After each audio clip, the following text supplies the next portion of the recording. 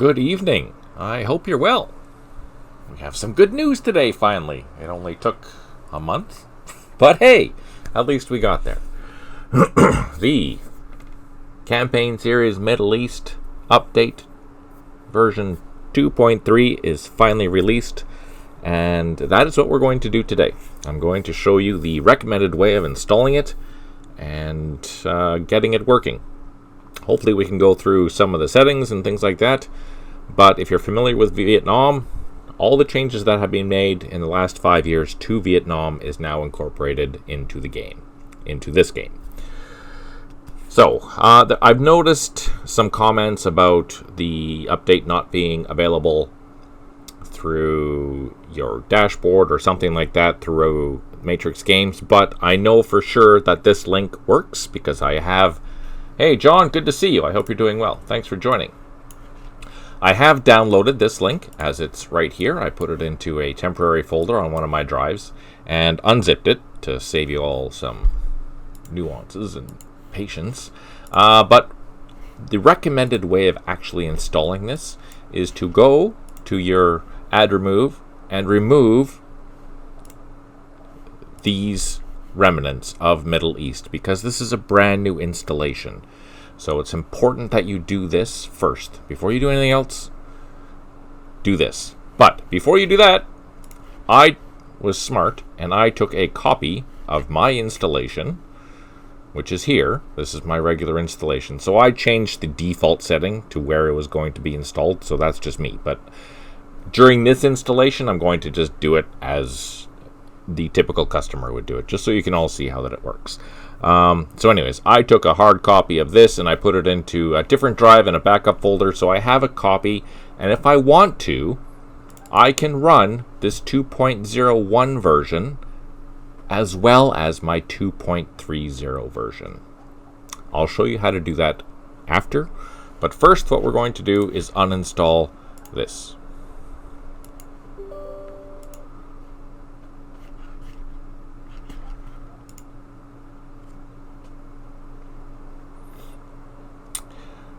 So, what has changed? Basically, everything has changed. There's a lot of differences between the 2.01 and the 2.30.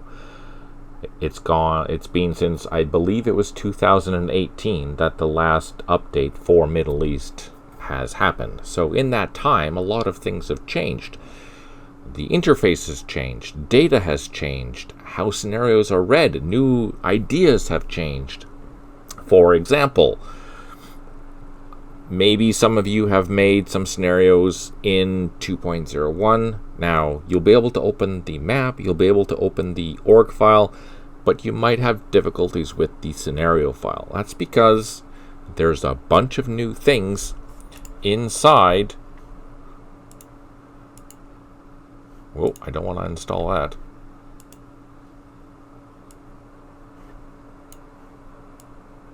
Let's just make sure I'm clicking the right thing. Okay, so it's already gone. Okay.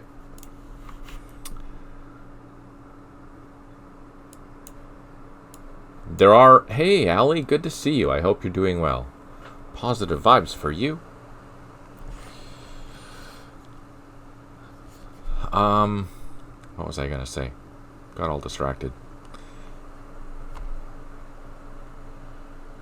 So yeah, we were talking about the scenario file. Now, when you open up a scenario inside of a 2.01 into the 2.30, you'll notice that there are some issues that need to be resolved.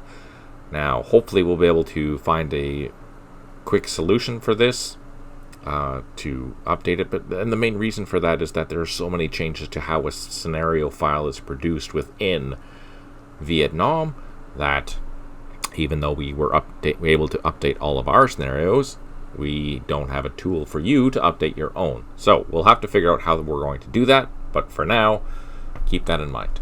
So now that I have 2.01 uninstalled, I'm going to install 2.30, and hopefully this works. Fingers and toes crossed. English. I agree. I even have a serial number. which I hope works. Now I'm just going to use the default locations. My fingers are crossed that this is going to work. Shortcut, sure. Now we'll just let this install. Positive vibes, positive vibes. So otherwise, what's going on?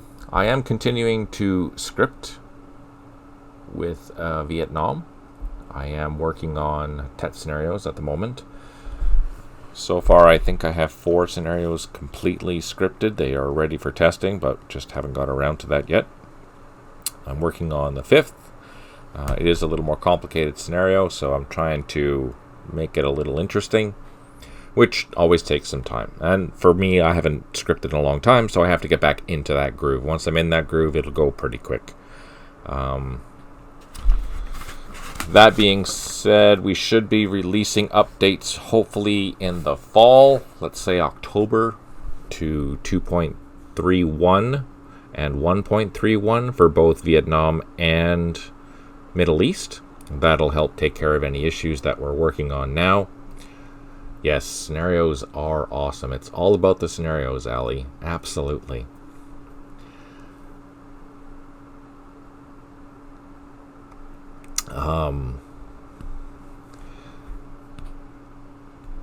I'm also working on Cold War Order of Battles. Right now I'm working on the Czech Republic, Czechoslovakian actually at that time. Huge Order of Battle database that I've been tinkering with and building. While they are similar to the Soviets, there's a lot of differences, especially once you get down into the lower organizations. A lot of different units, which is all very interesting. How many unique Czech units that are there, since they had, their own weapons development and whatnot. It's really interesting to see what the Czech had developed during the war. Cold War, that is. So Cold War map works. It works. I haven't done it yet. There's no maps yet. Who has time? I don't have time for maps until I get the Order of Battles done. There's no sense working on maps. But the key thing for the maps is that there will be, basically for the first release, you can think about having 4 or 5 main areas, battlefields, and then you'll be able to play those over the 48, 49, 50s, 60s, 70s, and early 80s, because our Order of Battles go from 48 to 85. My idea is to have a Cold War gone hot situation where you'll be able to experience each of those decades, essentially, throughout. But in order to get something out to you, it'll be limited in the scope, in the sense that we're going to probably be fighting over the same battlefields. But those battlefields will change over the decades, because they did change over the decades. So yeah. But I'm not going to do any map work until I have all the Order of Battles done. And all the Order of Battles for me being done are mostly on the Warsaw Pact side. I need to finish the Soviets, I need to finish the Polish, I need to finish the Czech, and I need to finish the East Germans. Those are the core ones that we're going to include in Cold War. And then on the opposite side, the core ones are going to be the US, UK, France, West Germany. I think that'll be it to start. And then after that, we could just add other countries and whatnot as the time goes on. But yeah, if I try and build everything, it'll just take years and years and years, and quite frankly, nobody has time for that. So everyone's getting old. So probably those 8 countries are going to be the core game, and then after that, it just gets added on to.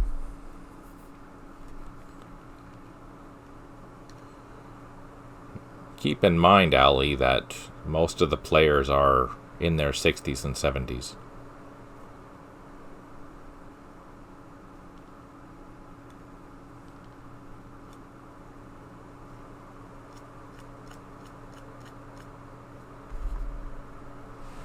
No, but by the time I finish, she's saying that, oh, well, it's still not old. No, it's not old. But by the time I finish, it'll be, 4 years probably by the time everything is said and done. If I try and do everything crazily, like I did for Vietnam. And even then, that was only half the frickin' war.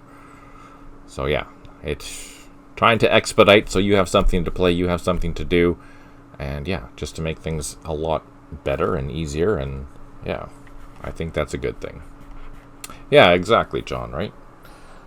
Wouldn't that make a great 70th birthday present to have Cold War?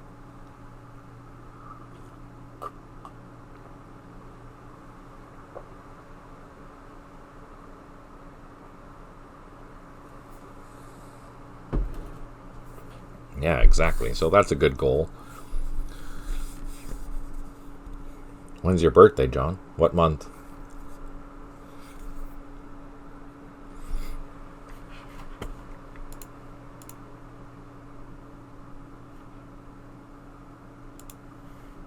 October. Oh, that's even better. I was hoping that you wouldn't say like, now, for example. So that means you're, actually that only gives me a year and a month, 3 months, I guess, basically, to finish Cold War. Well, that might not happen. I'll try, but it might not happen. Yay for catching a break. Woohoo! So again, I'm showing you how to install 2.30. I know this is kind of tedious and not very exciting, but I think it's very important to show you how it's done. And then I will show you how you can utilize your backup copy, because there are some changes that you need to be aware of. The biggest change is that with 2.30, you don't have a battle generator. Vietnam doesn't have a battle generator, and because we're using the new engine, Middle East no longer has one. So if you want to use a battle generator, you have to use an older version. So I'm showing you how to use an older version.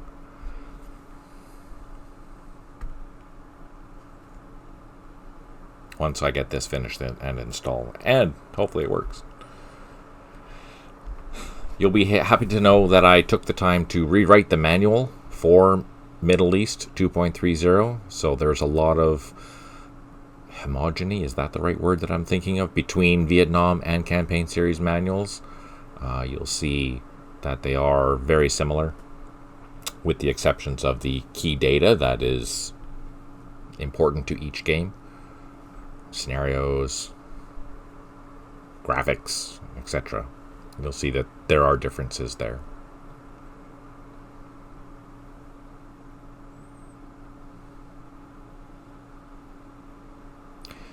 Now, since this is a brand new install, I don't know how the settings file is going to work, or if it's going to read from my Vietnam install. I'm actually kind of curious to see how that is going to work. So if it is a blank slate, then we'll do some setting up to show you how I like to play with the interface.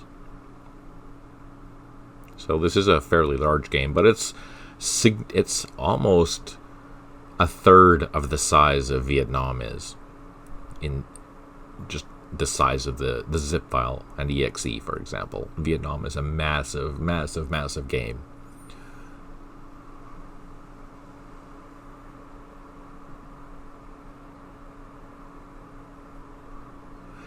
One key thing is that, so the whole premise is that we've incorporated the current scripting model and whatnot within this game. The key is that most of the scenarios do not have scripting yet. That's why it's not a 3.0 version. With each update, I will try to include updates.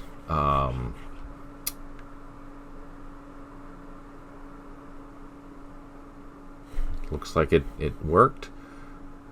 Updated Lua files for certain scenarios, so that every time there's an update, you'll have more new scenarios that have been scripted, so you can play against the AI, much like you would with Vietnam. The legacy AI is still there, so the scenarios that are there will still play, just like they had in 2.01, with the exception of, I think, A Long Road Home. That had some scripting to it. Actually, the boot camps also had some scripting to it, but all that is being purged because the Lua files were outdated, significantly outdated. The last update for Middle East 2.01 was a teaser for the Lua scripting, and the advancements between that and what we released in Vietnam is like a bicycle and a Ferrari. Way completely different things. So we had to strip out basically the old Lua files that we did have, but there was only a handful, literally a handful. The boot camps and A Long Walk Home. Those were the main ones that had it. Currently, the only ones that do have the scripting were done by Petri, and that's the search scenarios. They're at the very end of the list, I believe. Let's now, before we do anything else, here's the standard game. So I'm just going to change the name here. Regular CSME 2.30. Just so I know which one that is. So when we're playing it in the future, I know what the heck is going on. But if I want to look at, or I want to play 2.01, all I have to do is send this exe to my desktop. How do I do that? Send to desktop. And then I'm going to type this, old CSME 2.01. And now I can launch both of these games. So if I had saved games and whatnot in here, I can still play them as normal. I can play the campaigns, I can do whatever I want. Well, actually I can't play the campaigns because the campaigns are broken. That's why we have 2.30. The campaigns should work with 2.30. Positive vibes. Alright, let's launch this. See what happens.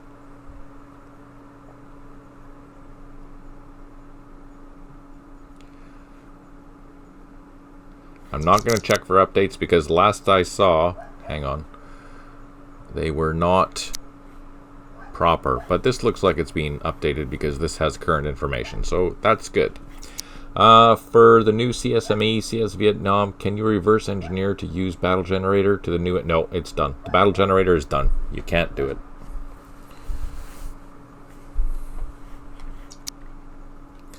Unfortunately, and even though if you build something in 2.01, you can't play it in 2.30. So you're going to be stuck using 2.30. With the exception of the maps. You can move the maps over, I believe.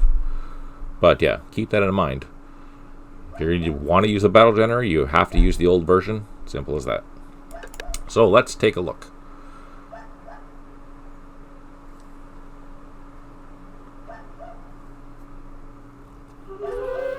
So notice it's gone. So we do have campaigns. There are a handful of campaigns in here. We'll do that another time. And the scenarios. I'm just going to play a standard scenario. I'm not going to play this one.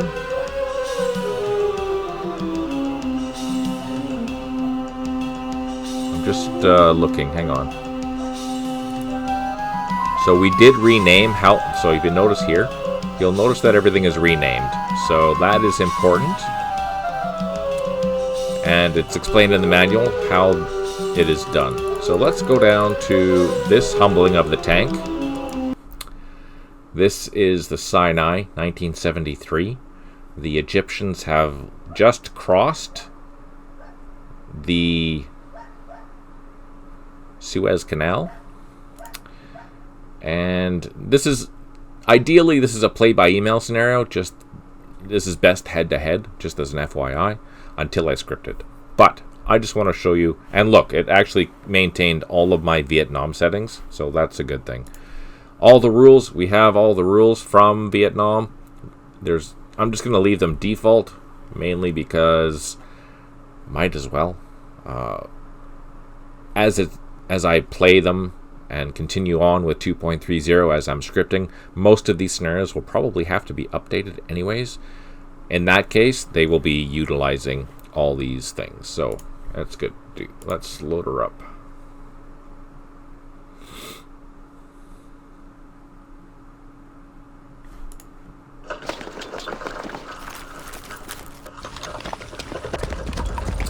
I actually played the wrong side. I played the wrong side. That's not good.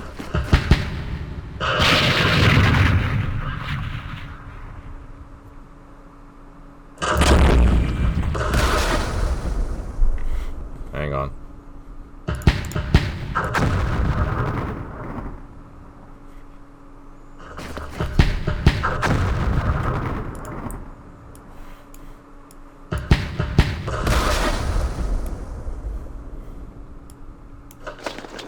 Just turning down the game so you can hear me.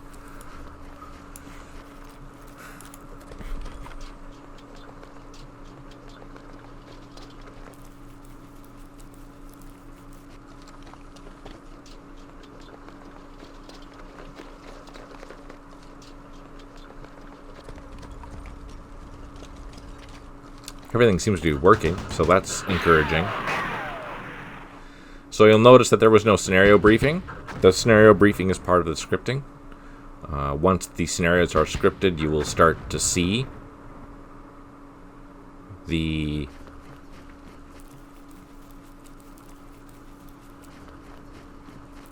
scenario briefings, as well as, you know, the event points and things like that, the things that make it interesting. Right now, this is all going to be heavily based on... Oh no. Yeah, I did play the wrong side. But you know what? Let's just continue. Let's just keep trying to see what happens here. Might as well. So we don't have any tanks that are released yet. So let's prepare for an assault, which I don't think will be difficult to defend because the AI doesn't really do a very good job. This is the legacy AI, so fair warning. We can't tell what strength or how many points that these are worth for the bad guys, but we can see that they're not worth anything here because they haven't been set up to be worth something. Yeah. I'm just going to hang on, not going to do anything. But here, let's take a look at some of the options. So, your toolbar, for example, more than likely, it is going to come to you like this. This is the standard size, and it doesn't have any color. I prefer having the toolbar with 1 being large, and 2 also, where is it?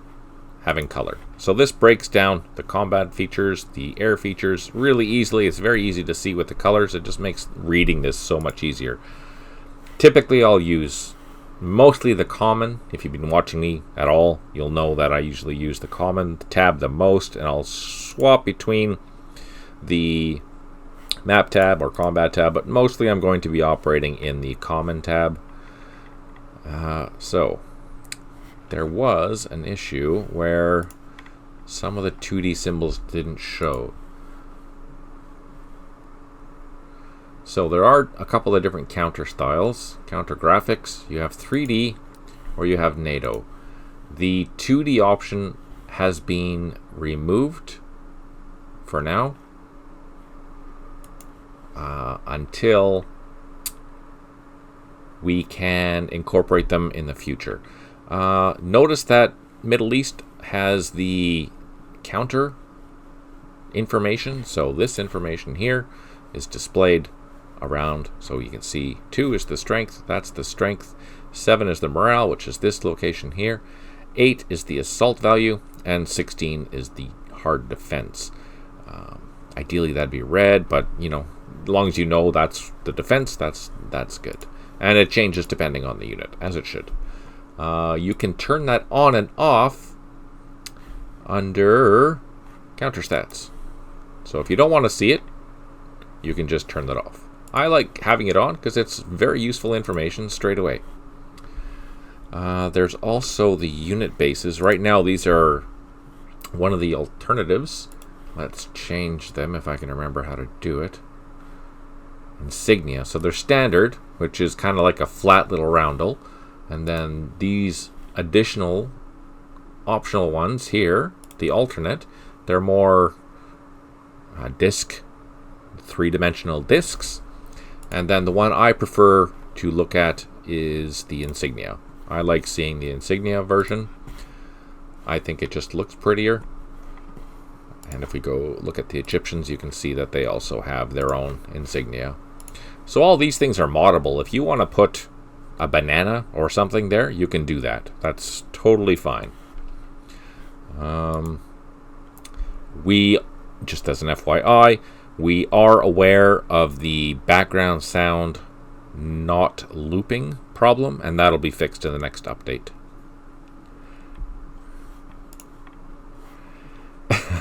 You're welcome for the funny there, Allie. That was a terrible one, but funny. Yay! What else is going on?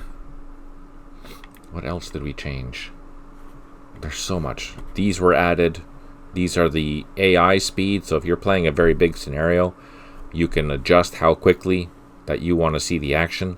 If you increase the speed, the sound will be turned off. Just as an FYI, you're not going to hear 1,000 trucks moving at the same time. It'll just be gone. But if you're playing a massive scenario, which will be particularly important for Cold War and East Front 3,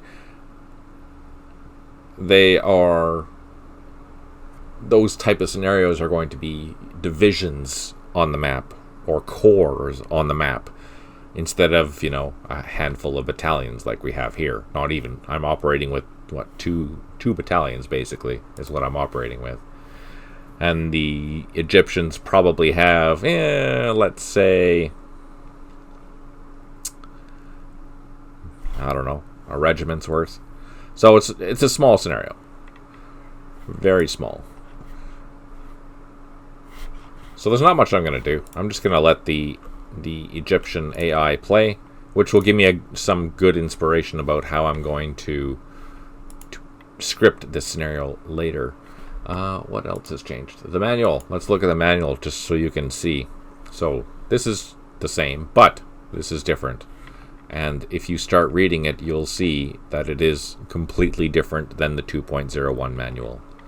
It has been absolutely rewritten all the way through, including the boot camps. I had to rewrite the boot camps because everything else changed. So there's all the train types. There's all the entire list of what's new and exciting for 2.30. Oh yeah, there's, you know what? Let's just take a look at this. It's a huge list. It is massive, the things that we have changed just between 2.01 and 2.30. The only main scenario that has been fixed is Boot Camp 4. There was an issue with one of the bridges at some point, there was a bridge added that shouldn't have been there, so I had to fix that. There's a whole bunch of data things that have been changed, including village TEM. So there was revised aircraft statistics in order to incorporate the new model that we have here. Remember, we have a brand new air model here now, which is fantastic. Remember, all these are off map, and we have them available because our air power is 7, but that'll change once I script them. This is awesome. This is fantastic. Again, if you click on it, you can find out more information about it, whether it's bombs, whether it's going to fast mover or whatever, and all these things will impact how that plane will fly in. Here you can see, you're looking at this and saying, I don't know what an IIT is, but if you double click on it, it'll give you some more information about what that actually is. The other name for it, for example, it's an American A4 Skyhawk, but the Israelis called it something else. That's huge. That's a huge thing. The other thing. So, with 2.30, the Legacy AI, in essence, no longer cheats, and the scripted AI no longer cheats. So, if you're playing it and you're wondering why the artillery isn't coming, it's because the AI doesn't know where to put the artillery until it spots you. So once it spots you, then it's going to start using it. Once it's scripted, though, so for example, if I was an Egyptian player and I had artillery, I would script, okay, I know that eventually there's going to be some tanks coming down this road, so I'm going to start randomly plotting artillery along that road and hope that I can get a kill.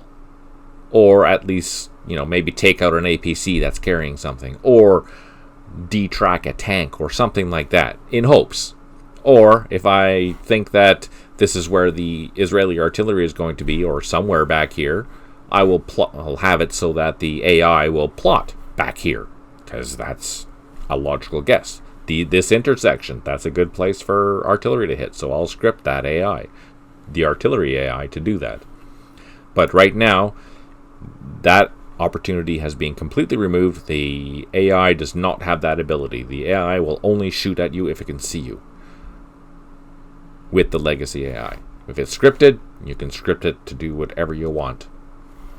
So if I want to run for example, if I want to run a rolling barrage, I could script the AI to do that. 100%. I can do that. One turn, boom. Second turn, boom. Third turn, boom. Just a creeping barrage all the way up to where I need to go. That is a really fascinating and fun thing that we can do with this.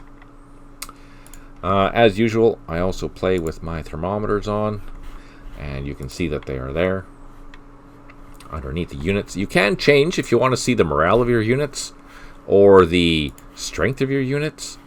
I like showing the action points, so it's red, which is how it's displayed here. It'll be green if it's strength, or it'll be blue if it's morale. But for me, I prefer action points, because that way I can quickly identify which units have moved and which units have not moved. It's very simple. There's side awareness now for all of these. For example, the Egyptians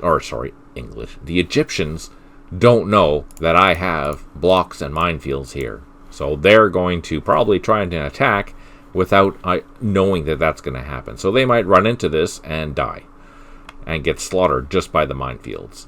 Now, a human player would be smarter than that and try and find where the weakest part is first. Of course, they're going to have to do that manually, because in the games, you can't really readily identify how that is. The other biggest change for this game is line of sight, what you can see. Even though we're in the desert, you can't expect to see everything all the time. That's not how it works anymore. You'll be able to see more because we're in the desert than you would, say, in the jungles of Vietnam, but we're not playing on a pool table, for example. There's places to hide, there's dunes that'll cover your, line of sight, there's bushes, there's things that it's just not all flat. In some cases, yeah, it'll be flat or whatever, but generally speaking, you can hide in the desert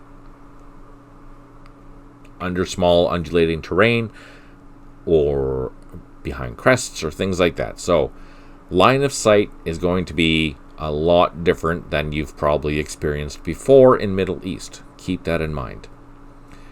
Your recon assets will be very, very valuable in Middle East now, because you'll be able to drive up to a ridge and then, maybe perform a recon utilizing combat and this button here, recon reveal.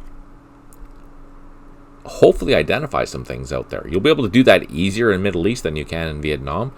In Vietnam, you're basically flying a helicopter low to the ground, hoping for the best that you get shot at so you can start recon revealing things. But in here, they'll be far more useful. They'll be much more important than anywhere else, because this is all tank warfare country, which is fantastic. Okay, so I'm not going to do anything. I'm just going to let the AI play after I save it, and we're going to see what happens. This is my opportunity fire because I didn't fire anything, so anytime they move, I will probably take a shot at them. A human AI or a human player would probably leave its missiles in the back to protect against the inevitable assault that is going to be coming by the tanks. But because the AI is the legacy AI, it's probably just going to send all of the units towards the objectives and try and take them out.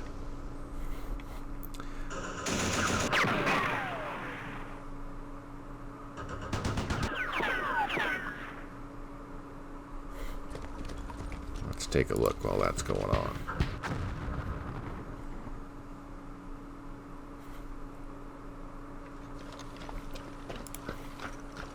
What else have we done? There was a lot of necessary data changes to units in order to facilitate some of the new things that have been incorporated. So, for example, one thing that we did is, if you don't want to see this displayed here, if you wanted to see the damage result displayed in the middle, you can do that now. You can change where that location is. It's more of a floating box now. And you can set where the default location is. I've been playing this game for so long, I'm just used to it there, so I don't mind it there.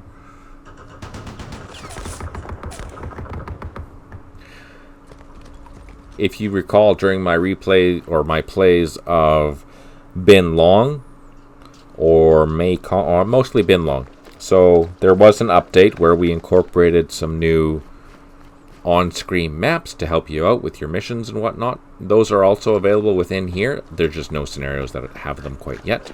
But all the capabilities that are in Vietnam are now in here. I will be eventually incorporating some new scenarios into this game, and they will have the Vietnam-style campaign in them, which I'm kind of excited about. I just haven't decided on which subject matter would be the best yet, but we'll figure that out.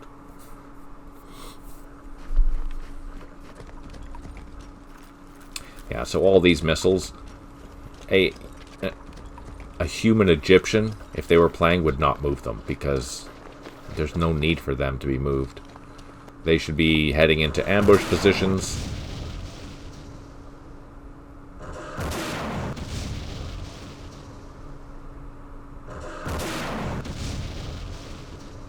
Oh, look at that, we got reduced. Oh, there's recoilless rifles across the way. Ah, that's why. I do have the Aleph Tank Company released. Let's go grab that company. Where is it? Oh, there it is. So, the question is, which one should we send it towards? I think we're going to send them down here. So let's get them on the road.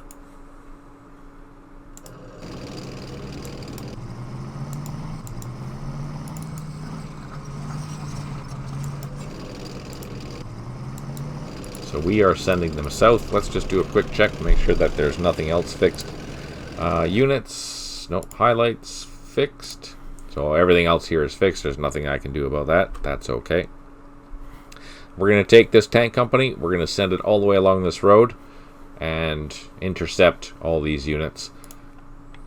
If I was playing a human player, I wouldn't know where most of this stuff is, because they'd be setting up ambush positions somewhere along this road, getting the missiles ready to attack me as I'm coming.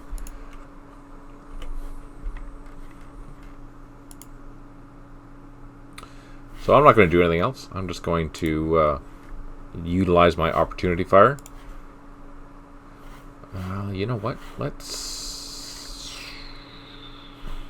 So there's surface-to-air missiles here, probably all along this canal, and I don't want to waste my aircraft quite yet. Let's save the aircraft.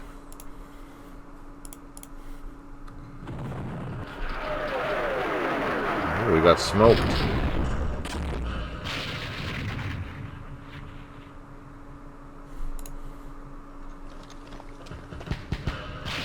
That was actually a good tactic on their part.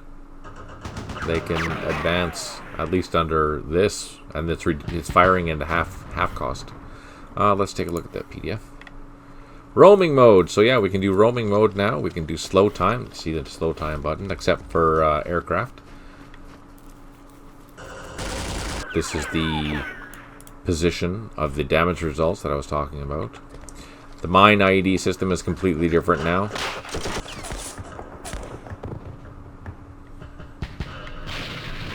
Scenario information dialog to display the map region and biome. This isn't an issue, that's a Vietnam thing, but it will be later on. Implement place all button with the arrive dialog. Oh yeah, that's a handy feature. Absolutely a handy feature. Oh, let's take a look what's going on. Where are they going?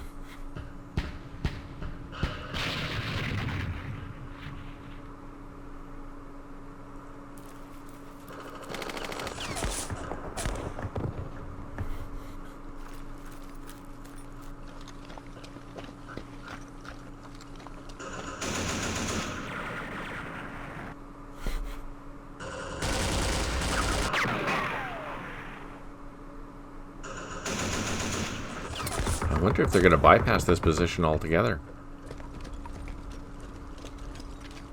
Fascinating.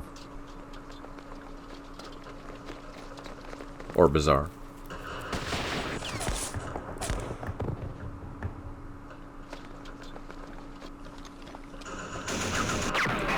Only one company going up.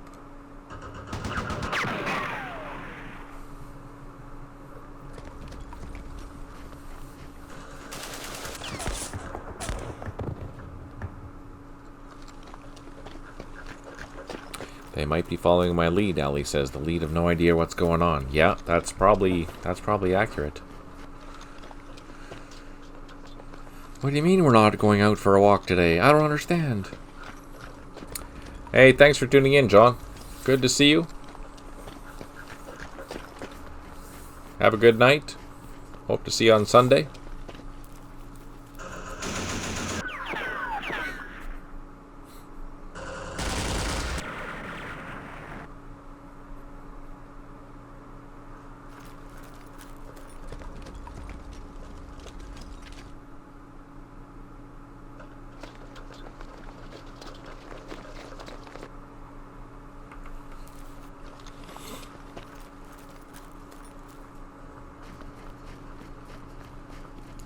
Well, if these guys are all advancing north, that'll make taking my company down to this road pretty easy.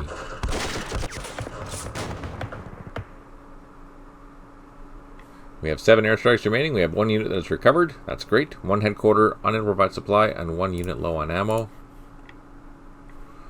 Let's get these tanks on the road.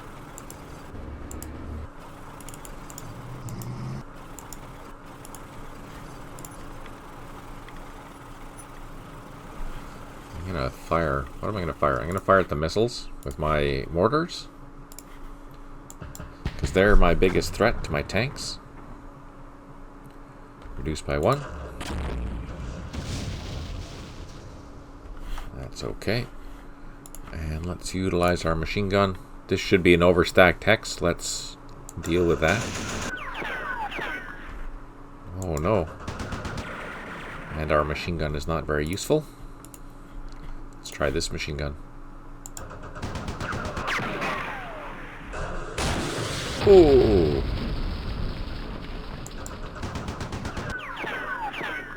Alright, so our machine guns are not very useful. Up here, let's utilize our... we have mortars, but they're in the wrong spot. So I'll save that. And I think we moved our tanks. Yes, we did. Let's do a quick check.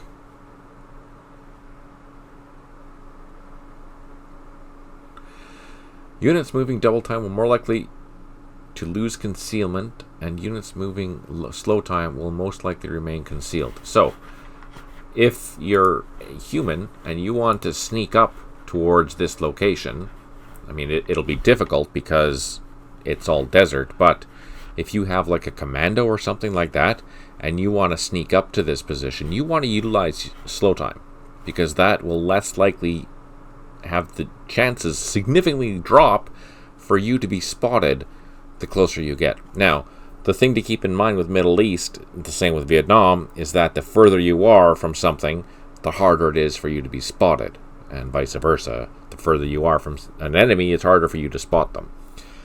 There are things that are taken into consideration, the terrain type, the visibility, the unit size, etc., as you're doing that. But yeah, keep that in mind. It's an important thing.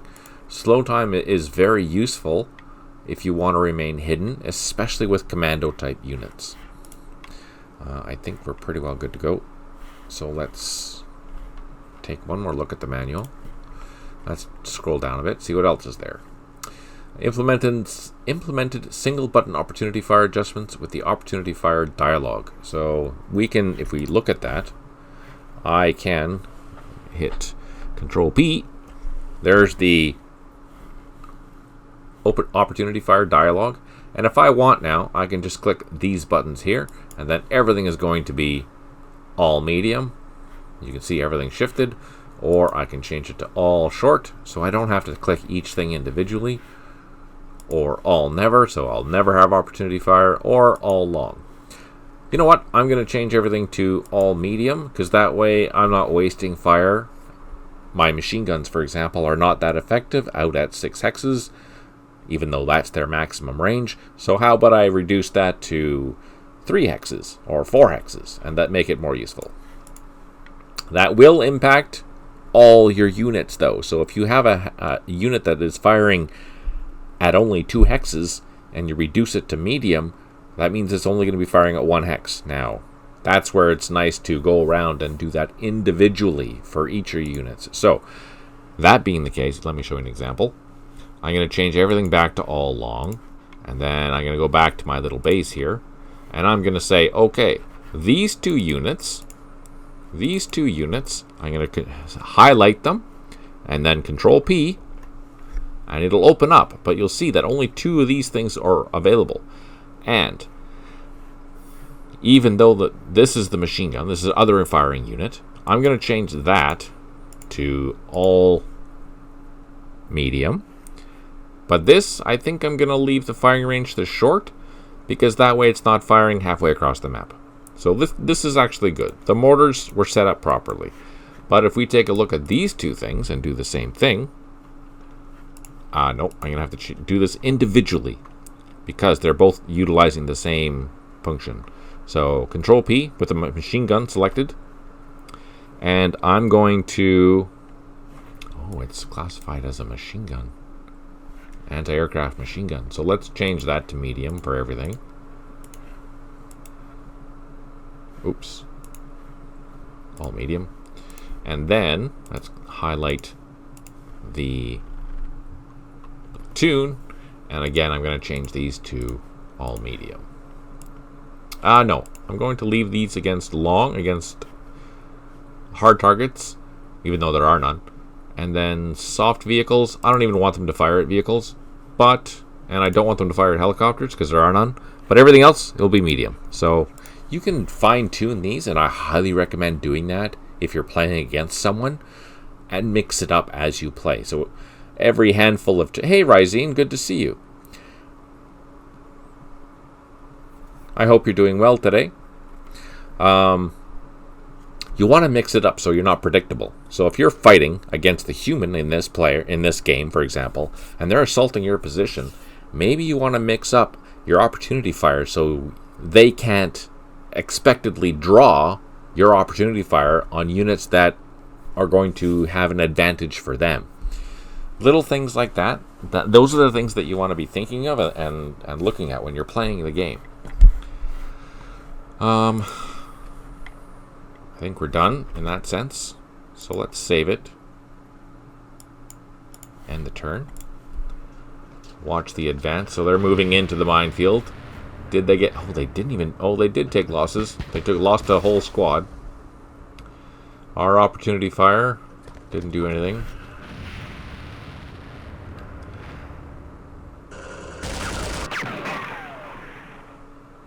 So they didn't take any losses on that minefield.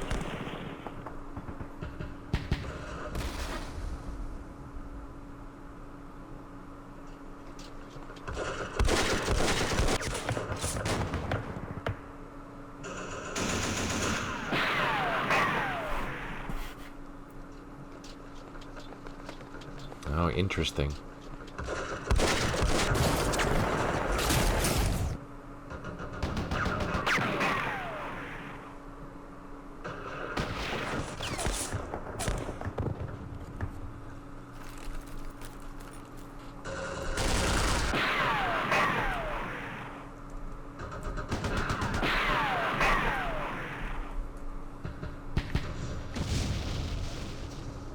No losses. Darn it.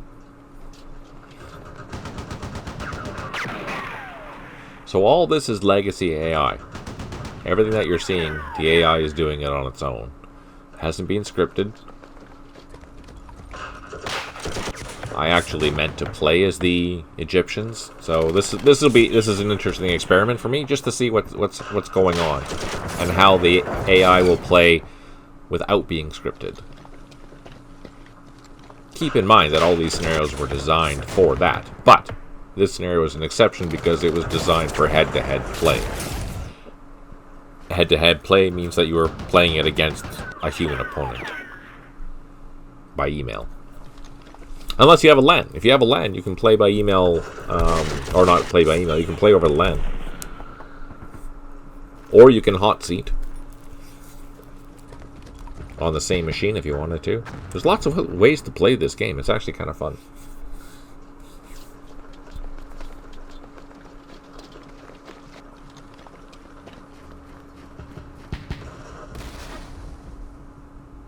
So yeah, here, that's an example of when the AI doesn't know what to do with these special type of units.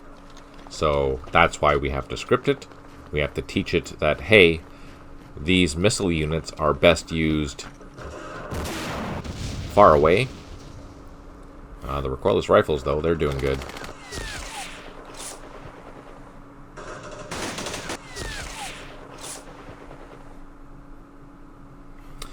Now we have another tank company released. That's good. We have 7 units or airstrikes remaining. I think I'm going to send this other tank company, whichever one it is, this one, up this way.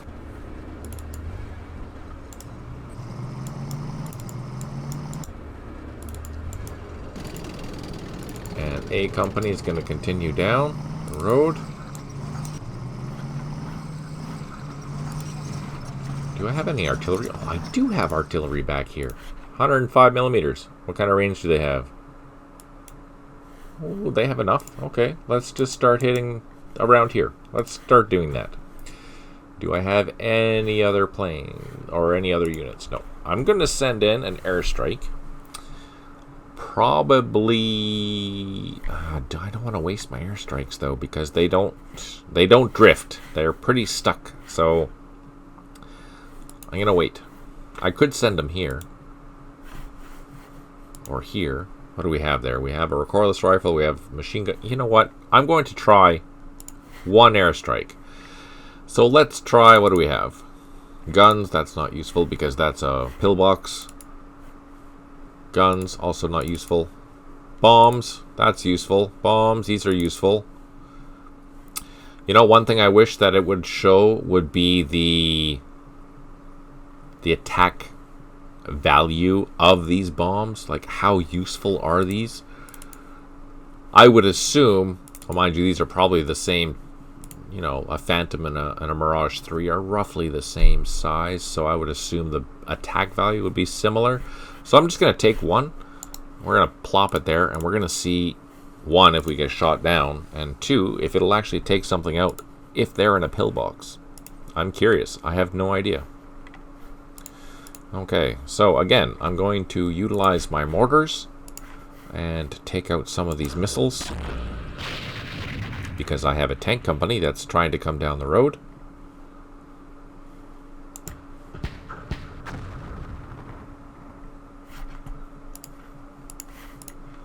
And that was totally useless. Okay, so I will save that. Let's take a look at the manual again. So some more scripting functions, which is fantastic. There's a whole bunch of scripting functions. Let's show you. There's so many scripting functions that you can do now. It is amazing. Let's go to Matrix Games. Let's go to Middle East. Let's take a look at the manual and look at the functions. There's hundreds of functions of what you can do when you're scripting. This is how we are. Any scripter can come in here and utilize all these new functions to have the AI do what it wants to do. It's fantastic. And there's even some, Uber functions, as what Birdo calls them, like transporting carriers, transporting passengers by air. So you can very easily set up a landing zone to pick up units, take off with the helicopters, fly to a new area, drop them off, and then return and repeat that with scripting. It's fantastic. Whereas, to do that otherwise would be very complicated. But some of these things are just brilliant. Learning how to script is a whole new world, and it's very, very exciting. Because if you think about it, in Vietnam, when my scripting is either way, you're kind of playing against me and how I would play, with the variations of the random die roll to say what my particular company is going to be doing. So you're playing me and the variations that I would do, which is really cool and fascinating because it makes it more interesting and more challenging, I think, anyways. We expanded the list of mission types. Now, these mission types, they're not being used yet, but they will be. They'll be given specific things that the AI should be doing. And this will be very good for the legacy AI. So right now, it's just going after the objective. And that's basically what it's doing. It's not holding, it's not assaulting, it's just, I'm going to go attack, grab those points. That's what I'm going to do.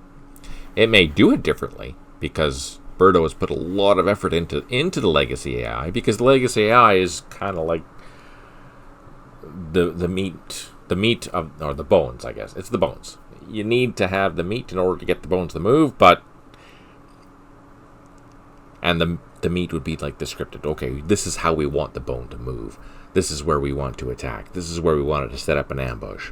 That's the scripted part. But how it attacks a particular unit or something like that, that's still the legacy AI, and the legacy AI has been improved. We're going to see that here. I'm curious. That's another reason why I wanted to see what this is. Obviously, the legacy AI doesn't understand heavy weapons. It does understand infantry. It does understand assaulting, and that's what we're going to see. Let's grab our tanks. They're all done. Okay, let's just take one more look at the manual. Let's see. Inland water, which has double, so map hints. That's a new thing. We can now see map hints. What is on the hex side? I don't know. There's a list inside the manual that defines what these are. That's a road. That's, a rail. That's a dune. This is water. That's a dune. There's an embankment. There's more rails.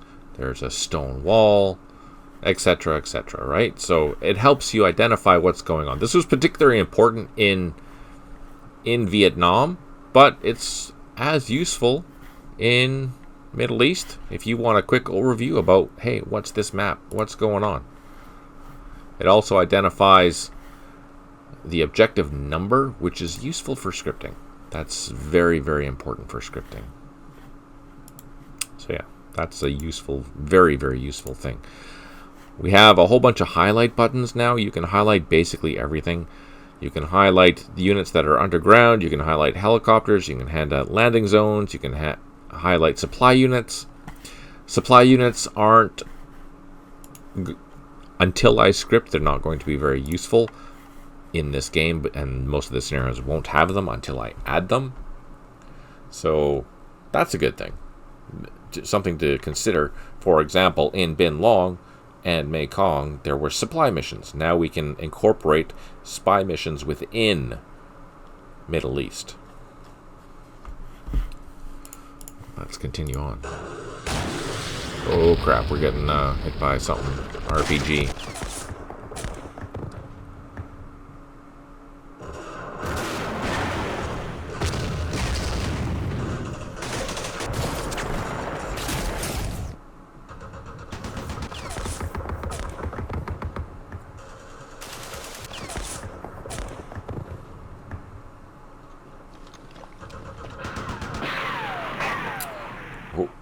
Cause some losses, that's good.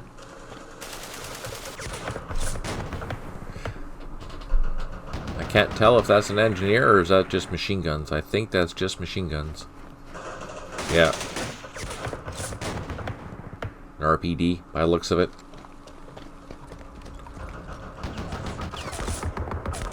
AK-47s, RPD. Probably. Ooh, they took a loss.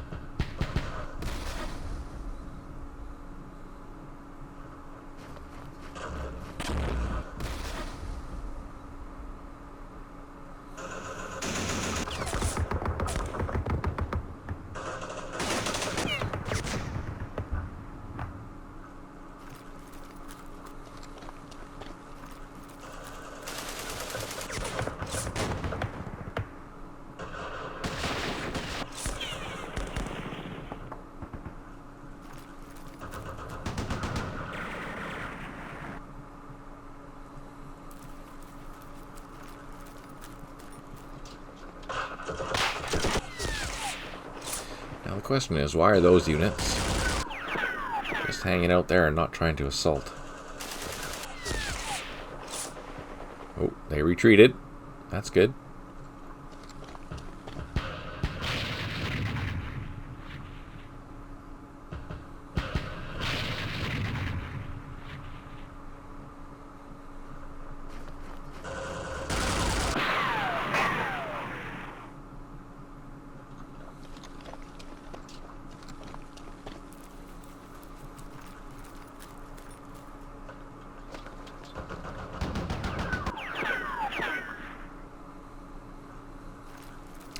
It's interesting watching what the AI does.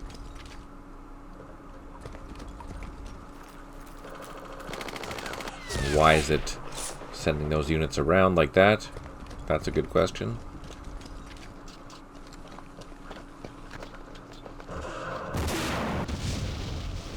Whoa, that's not good. Oh man, those RPGs. Recoilless rifles, I mean. They're causing the damage. Totally.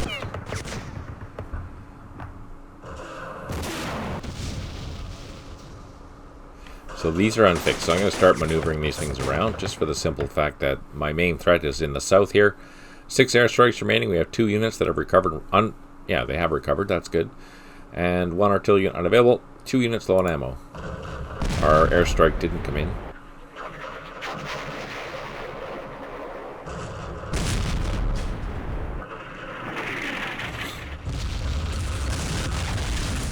So I'm going to abandon this position, and I'm going to bring this infantry down here to help bolster this attack if they are going to come this way. And let's go find our tanks. Oh, shoot. Okay, so we are within range of the missiles. Let's fire back at the missile.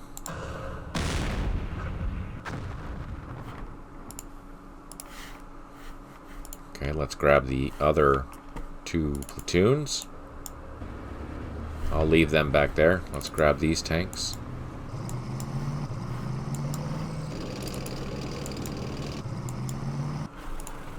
Alright. And our battery has some artillery. Let's hit up here this time.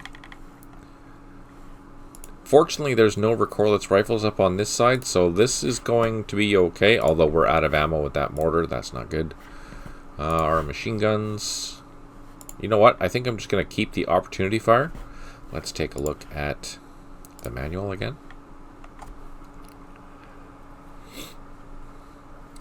A lot of behind-the-scenes things for CS-Lint and whatnot to help you make better script files.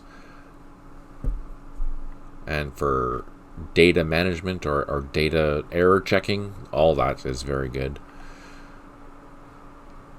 Ambush situations will now come with assault. Oh yeah, ambush situations. That's a whole new thing too. So, if, for example, I have a truck and I'm driving down this road and I don't see, but there's an infantry platoon on that road or an RPG team or something like that, and I advance into that hex, it is likely, especially if I don't have an assault value with those trucks, that an ambush will be presumed or attempted.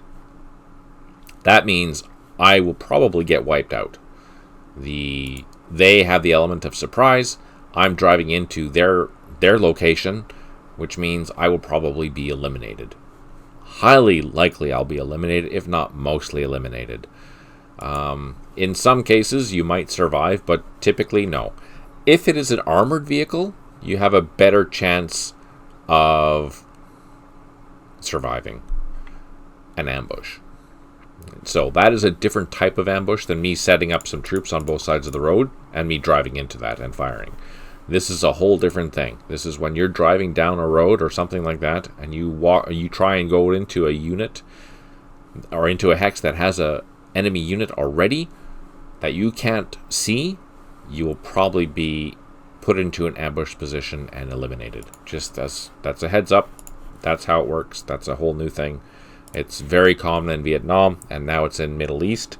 Although it's much harder to hide in Middle East, so that's one bonus. But if you're driving in a city, like if you're driving in Jerusalem down a road or something like that, all of a sudden, boom, you go into a hex, an urban hex that has some, Israelis or Palestinians, and they're on the wrong side. You're having a bad day. So that's something to keep in mind for sure. Let's see. Remove the OK button for most reports. So yeah, basically click anywhere or press enter, and the reports go away. You don't have to worry about clicking on an OK button. It's just boom, boom, boom. You're done. These are new, and they are going to dynamically change. The background images for the aircraft, for example, they will also dynamically change. So that is something new. That is something different. There's a whole bunch of new sounds, assault sounds, aircraft sound, movement sounds, just little background things that are going to be now different than 2.01 for sure. We can now go into Alt-X and go to a particular hex if we want to. This is super handy for big scenarios. So if I want to go to, say, 2025, boom, there we are, 2025, as you can identify by that location there. Again, all these features are in Vietnam. They're now in Middle East. That makes playing much more pleasurable, even though there's a couple things that aren't included, like the generator. Whole bunch of bugs were fixed. Most of these were pertaining to bugs that were found in Vietnam. But the most important thing that was fixed is that several LCG issues in the code resulted in a crash to desktop or just prevented the next campaign to start up, or next scenario in the campaign to start up. So hopefully this is now remedied. Give it a try. Let me know how it goes and tell me what you think. I think, as I did with Vietnam, I'll probably play at least one of these campaigns just to, we don't have a large campaign like we do in Vietnam, like the weekends. So I'll play a campaign, which is a series of scenarios, the linked campaign. So if I succeed in one scenario, then I get to move to the next scenario, and so on, where my unit carries forward with that. So we'll do that in the coming, probably in the fall, after I do some more scripting, and then we can play some scenarios that have some scripting to it. But anyways, so I was thinking that I might alternate between Vietnam and Middle East during my live streams.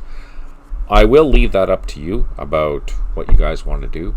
If you want to see more Vietnam, we'll do Vietnam. If you want to see more Middle East, we'll do Middle East. Let's see. I think I'm just going to end the turn.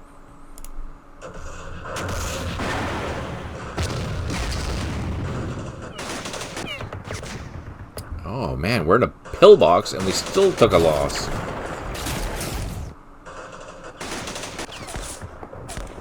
Mind you, this defense of 8 and assault of 8, it's good, but it's not great for 1973. Like if we were to look at the American Marines, for example, The Marines are at like 11 and 11 for 1967 or 68 or something. So good numbers, not awesome numbers.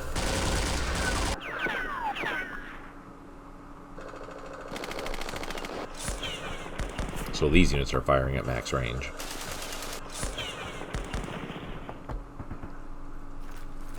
Yeah, Rising. Sand! Yay for sand! Did you get tired of the jungle?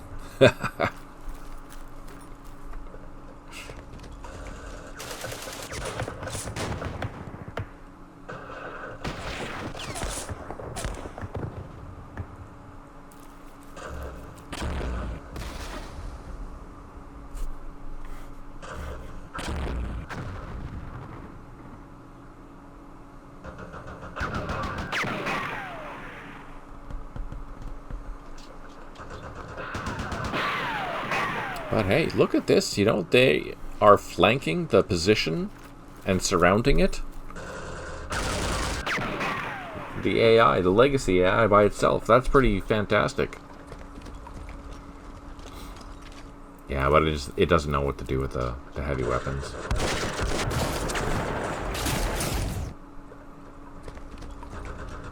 And look at that. It picked a position that didn't have any mines. Oh, but it retreated, so that's okay.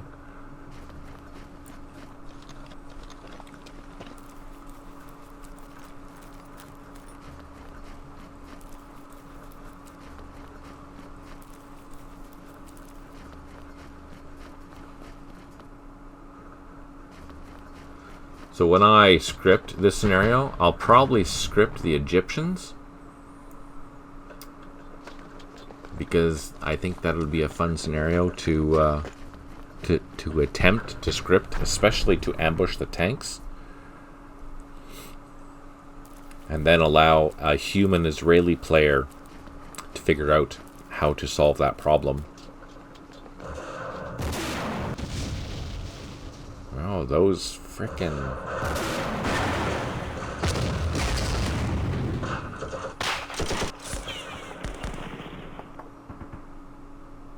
So we have 6 airstrikes remaining. We have 2 units that have recovered. We have 2 artillery units unavailable and 3 units low on ammo. Oh, our airstrike came in. Is it going to get shot down? No, not at all.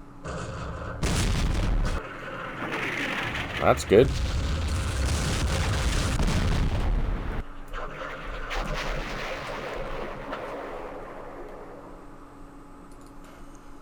Let's see.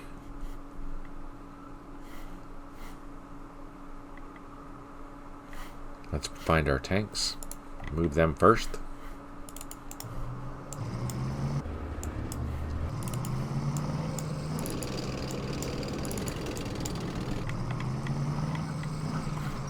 What can we see from here? Nothing.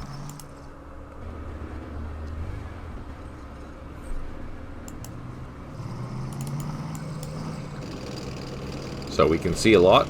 We have shots. Let's fire at these missiles.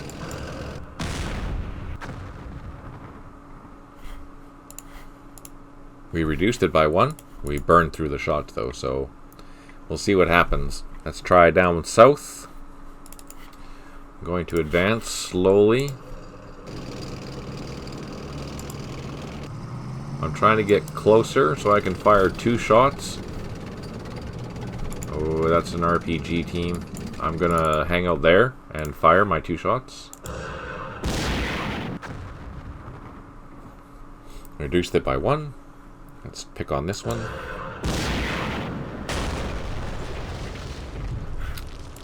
It just retreated. I do have another shot, so I'm going to hit that RPG team. Oh, now we're getting hit by missiles, but they missed. That's good.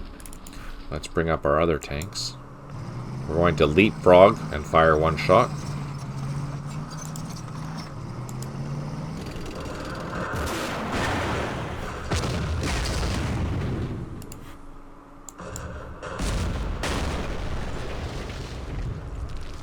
Alright, and I do have 1 more shot left. There's another missile right there.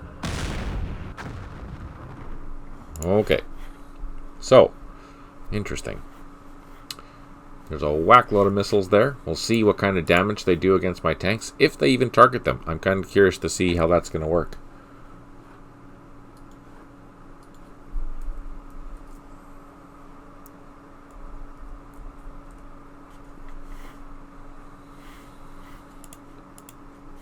There's an RPG here. Okay. Let's call in some artillery. We have our M101s, and let's hit. I'm going to hit here just in case I think they're going to come into this position here. The rest will leave there. Let's just end the turn.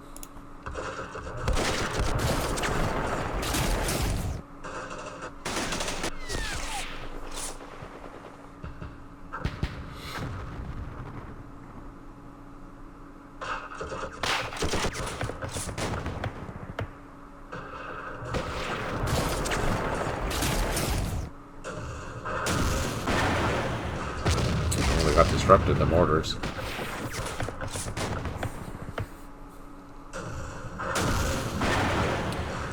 I'm not worried about the RPGs against my frontal armor. I'm more worried about the missiles.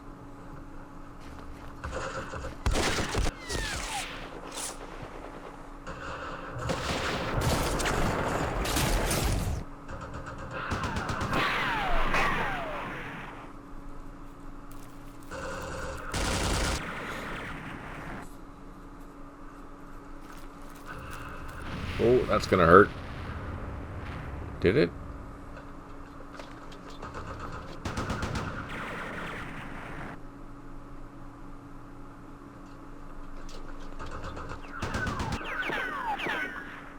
So a human player would continue attacking this, but utilize these missiles against these tanks, because this is the threat.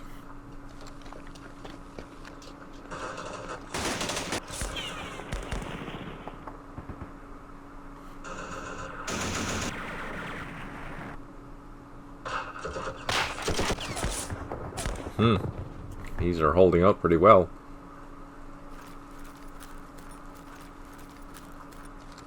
Let's turn off the visibility so we can see.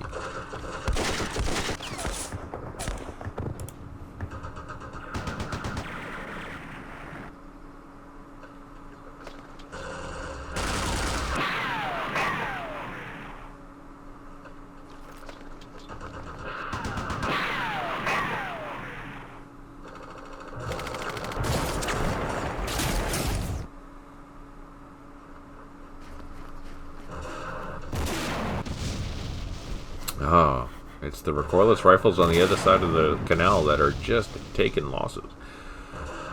Ouch. Oh man, we lost a squad there.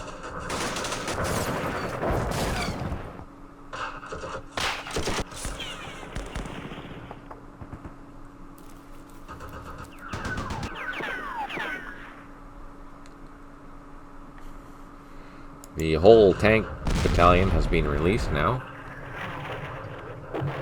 I was hoping my artillery would be more effective.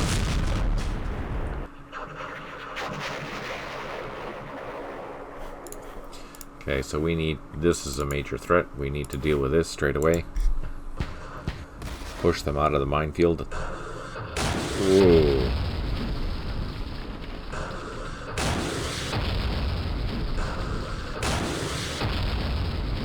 Oh man, it got disrupted.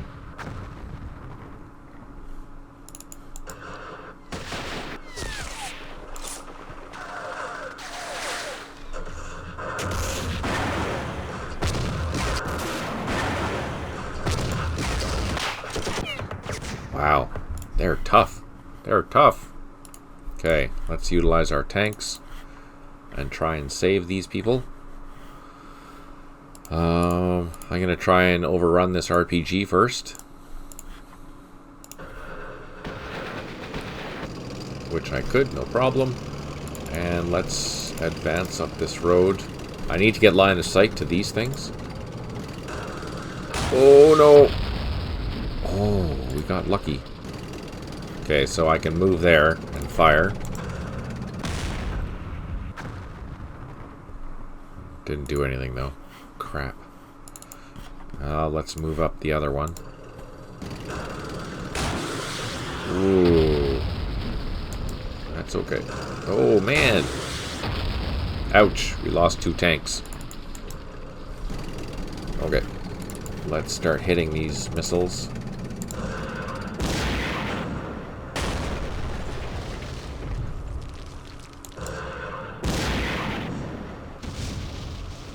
Oh, we reduced it by 1. That's good. Let's pick on these ones.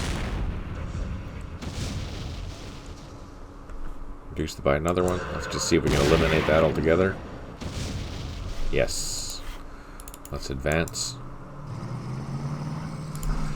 Okay, so I don't think we need more tanks down here, so all these units, let's load up our reconnaissance vehicles and get these tanks on the road. Ah, crap. Pathing. Have to watch the pathing. Let's load up our headquarters. Bring them up here as well. And some self-propelled mortars. So we have one more tank company, some headquarter, and heavy weapons. But here, this is what we're going to deal with first. Let's see if we can just assault this.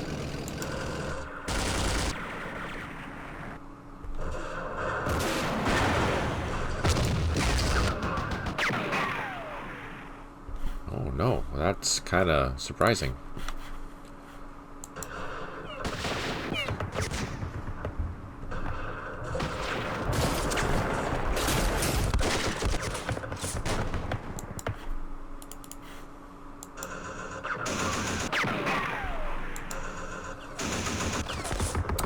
Now, the other thing is that I can advance right up against these units because they have a minimum range. Oh, look at that. Oh, yeah. That's how you do it.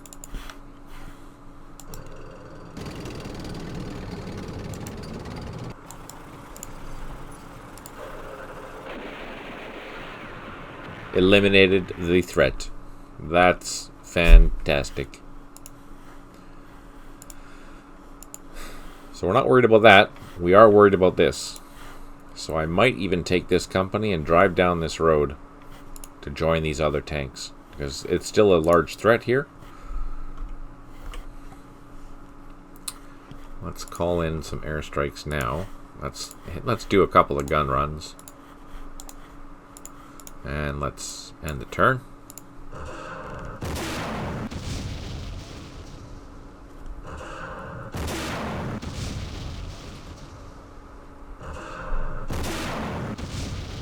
Oh no.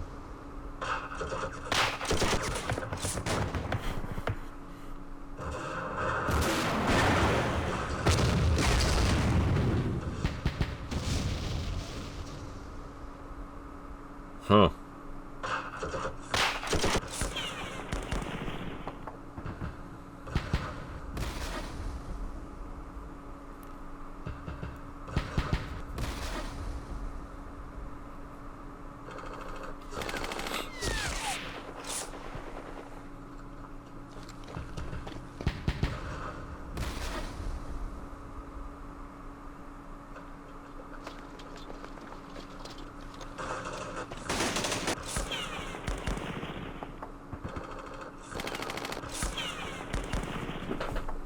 How interesting that they're not pushing in. I don't understand why they're not pushing in.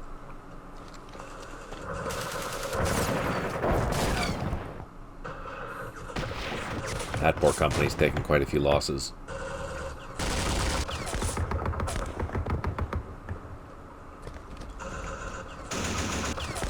Yeah, we expected that.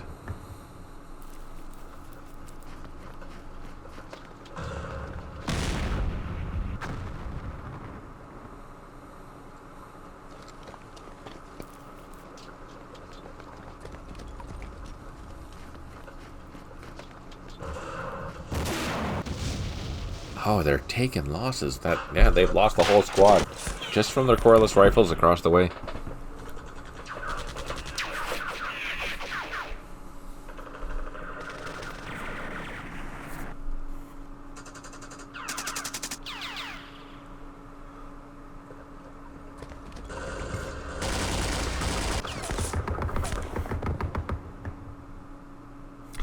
Four airstrikes remaining. We have 3 units that have recovered morale, which is great.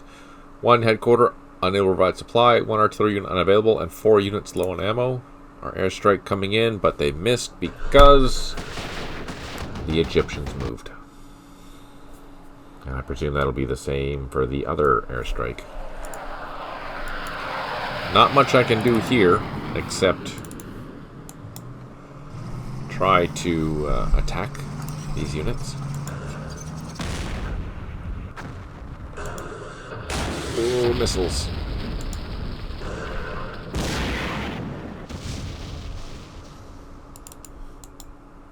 Oh, and they're out of ammo.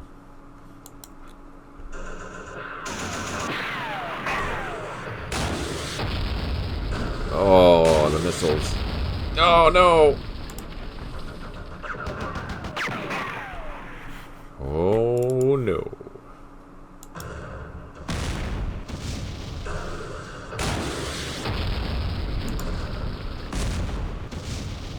Holy.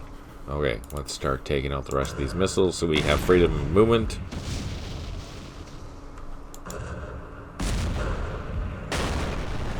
Let's advance. And let's fire.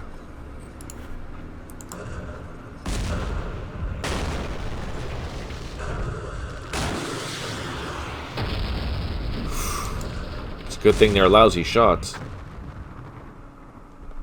Wow. And up here we've been doing really well. This isn't even a threat right now.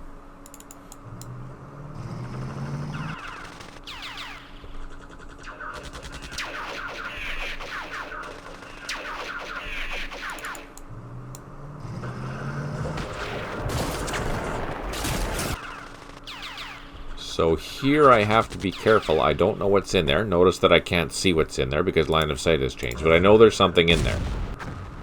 So we're just going to unload everything into this special building. And then hopefully next turn we'll be able to spot what's ever in there. Bring up some mortars. Bring up the rest of the tanks. Bring up the headquarters.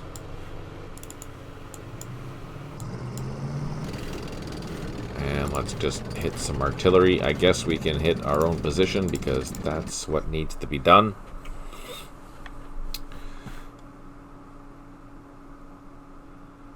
How crazy is that? Man. So we might even lose this. We might even lose this. Before we continue, let's take a look. Let's see. Dun, dun, dun, dun, dun. Oh, so that's one thing that has changed in... It's how water and ferrying units has been... How they work. I will have to show you with a scenario in Middle East that has those type of units, and I think we can do that with Operation Musketeer. So when I play Operation Musketeer, I'm going to show you how these work now. There is a fairly significant difference. The Dune graphics have been updated. Yay! Quite a few display artifacts have been cleaned up. We replaced the toolbar. This is a brand new toolbar. That's super important. New button monochrome Uno bases. Yeah, that's what these ones here are. So this is the insignia, and then this is the button. These are the new button type. I don't know what I called them before, but yeah. I prefer the insignia because I think they're cooler. But the buttons are nice. Alright, let's continue. And we'll look at it again in a minute. That was good for me.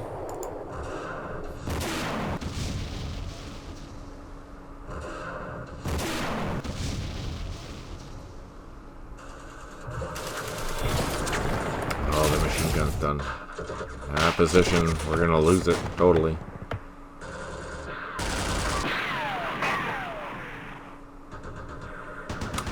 It'll be interesting to see where they go. Or if they go anywhere. Ah, oh, lost the platoon.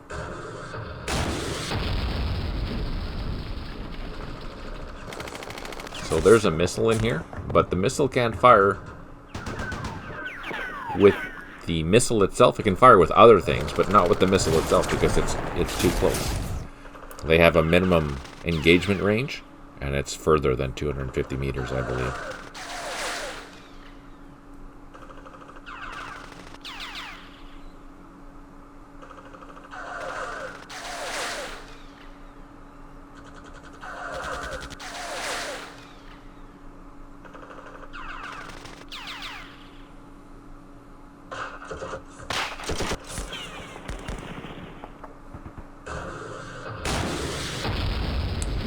Now let's see if they start picking on our tanks. No, not yet.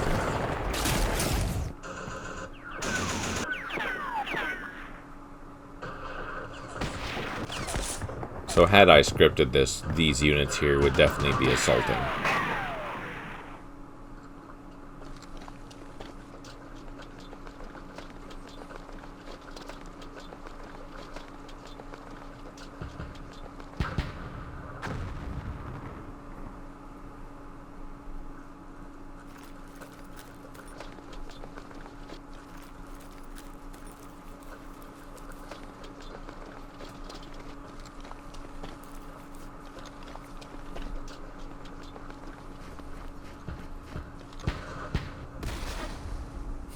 Interesting.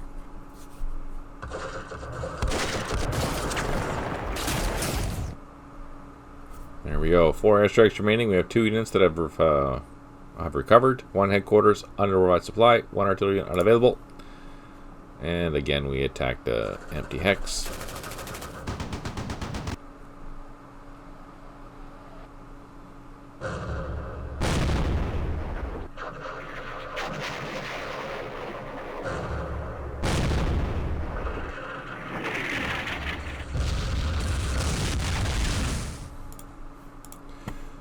These guys are done. Not much I can do about that. Let's just try and get up into here.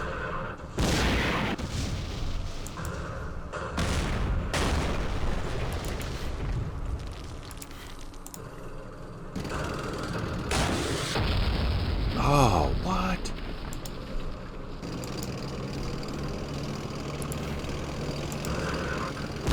I totally thought they had a minimum range.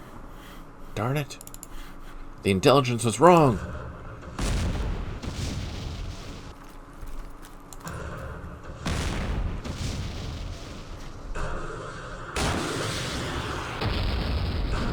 Oh, we got disrupted.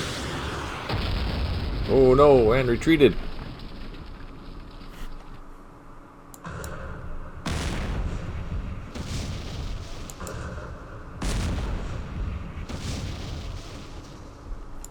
Man, damn missiles. Okay, here we can fire these. Oh no, we can't. I thought we could see them, but no, that's okay.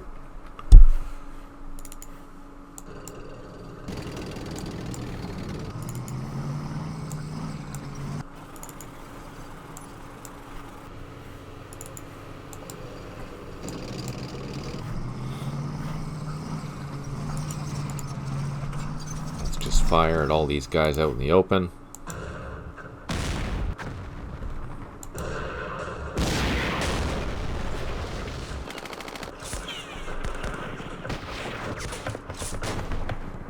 We're not really worried again against the RPGs and machine guns.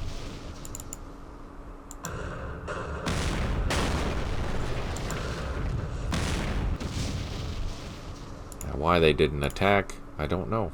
I'm interested to know why they didn't attack. Let's just waste all of our shots. Oh. So they're firing hard targets at a hard target, so they're pretty powerful.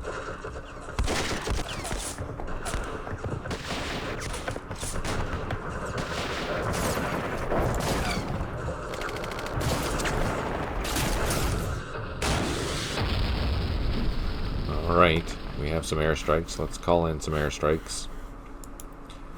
Let's call them here. How about a Phantom here? Let's see what happens.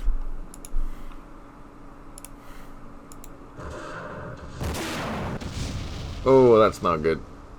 We just have a leader there. RPG team. This is disrupted. It should survive, though.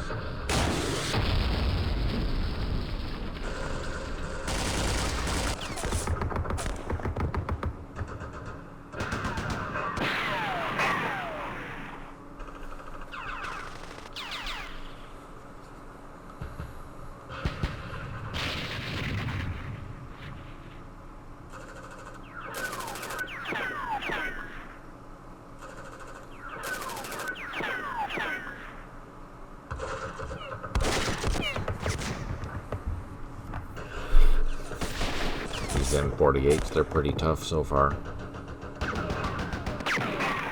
Except for on the side. They don't like being hit on the side or the rear. That's when they start evaporating.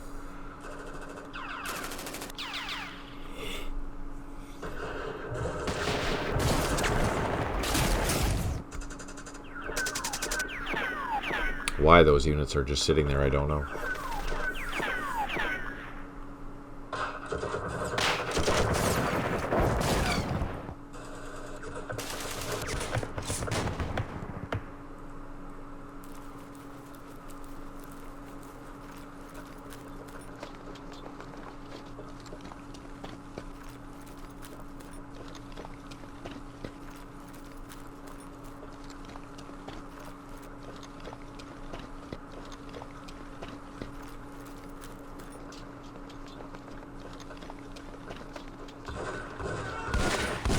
Yeah, they took over that location. Oh, that was a good assault, too. Look at that. And they're dispersing, which is fantastic. 2 airstrikes remaining. We have 1 airstrike coming in. Is it going to get hit?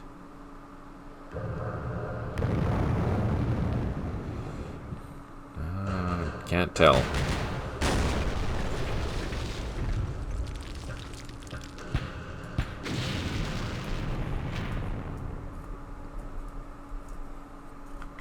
Continue on. It's going pretty quick, eh? They're short turns.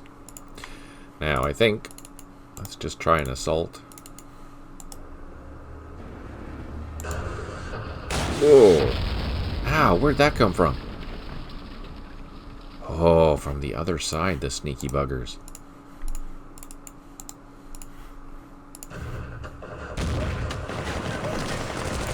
Let's try again. Just a machine gun, so we took that out. These are just infantry. Let's try and overrun them. They're out in the field, so that should help us. Now we eliminated and reduced. Oh yeah, we can totally take this over.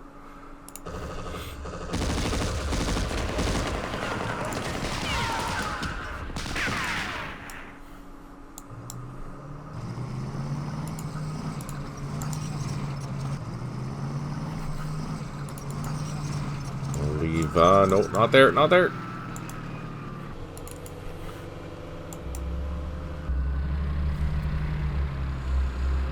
Grab our other tanks and let's send them up this flank. We'll start hitting this side here.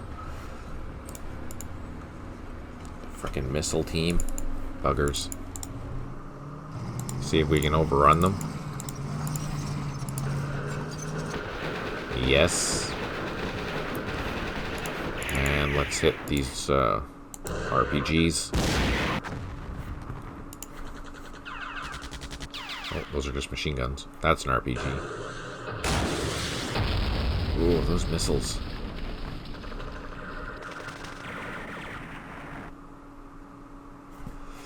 Okay, let's advance. Oh, no, can't. Oh, nice.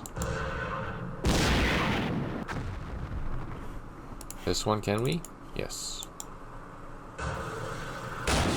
Whoa. There's another one there. Let's hit this. Perfect.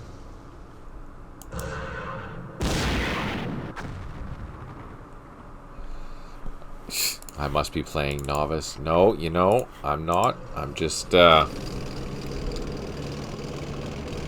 things are in, well, not in my favor, but in my favor.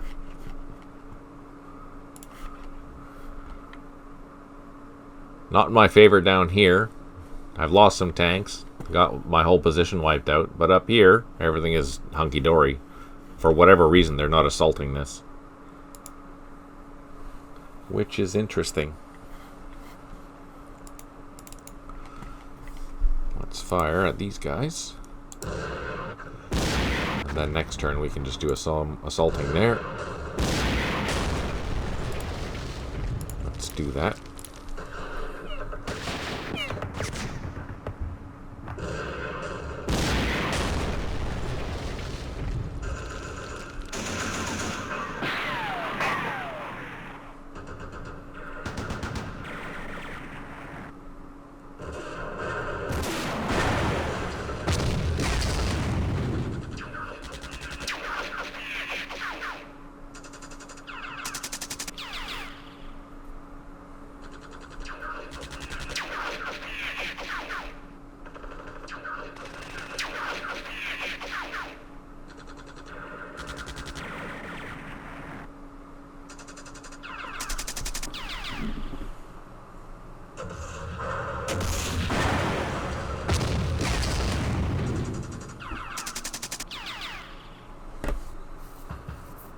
We have a nice big line of troops there, but they're just sitting there.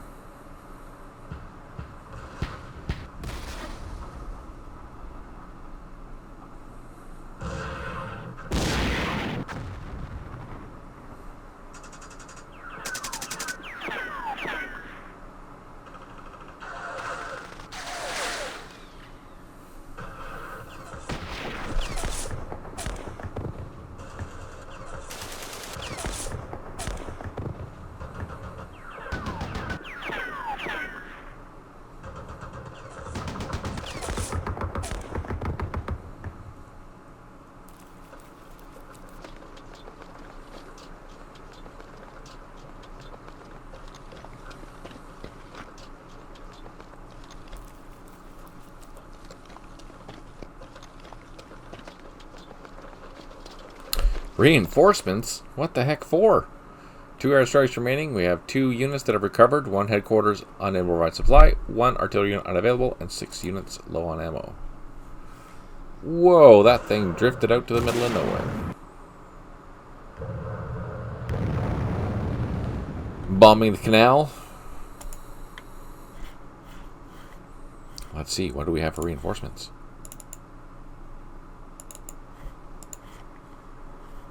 Oh man, we have a whole new tank unit. Look at that. I don't know what we're going to use them for. Where are they? Way the heck up there. Huh. That's a surprise. Okay.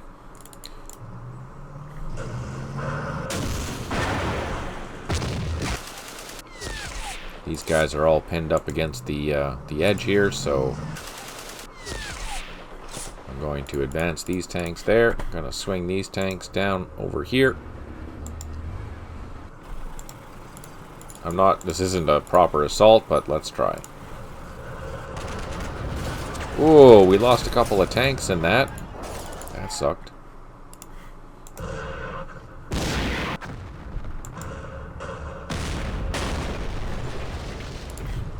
Can these guys? No, they don't have any ammo.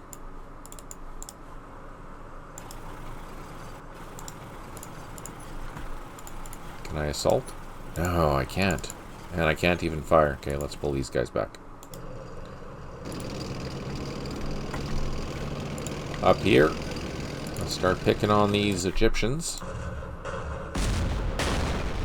These are commandos, you can tell by the uniforms.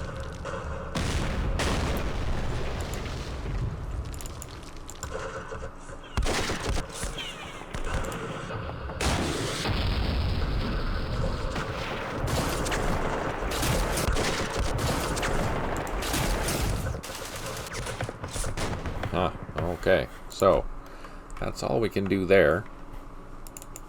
These tanks down here, let's just pick on these heavy weapons.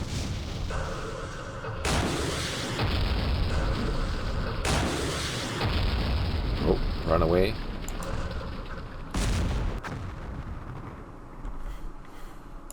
Let's find these here.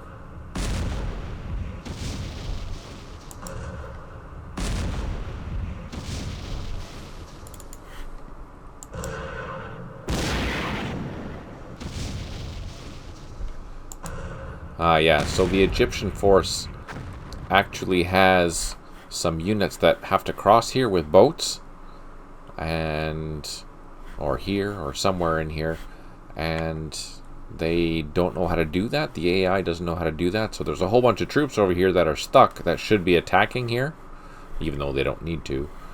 But yeah, that is a problem.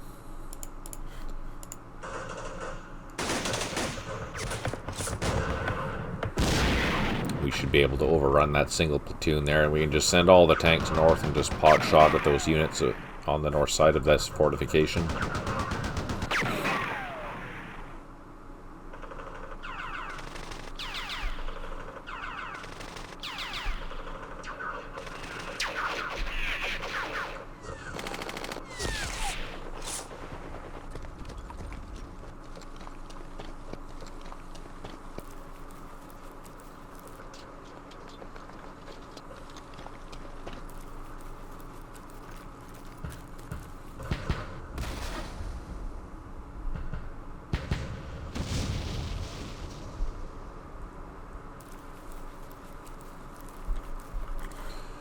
Okay, let's try this assault again.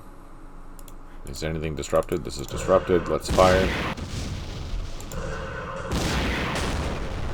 Do I have any shots? I do. Let's fire. Can I see? Yes, I can.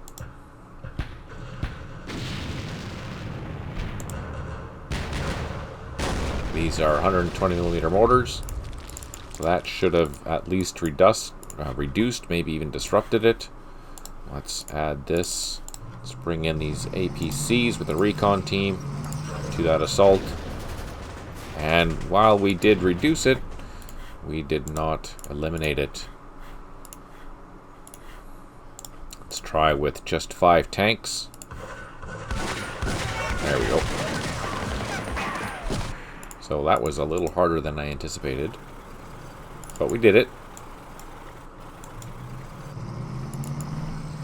These tanks we're going to move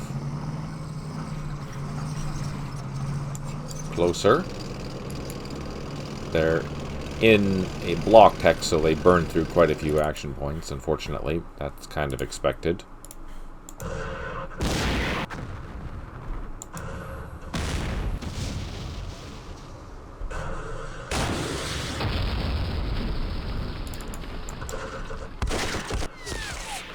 Try and take out those missile launchers.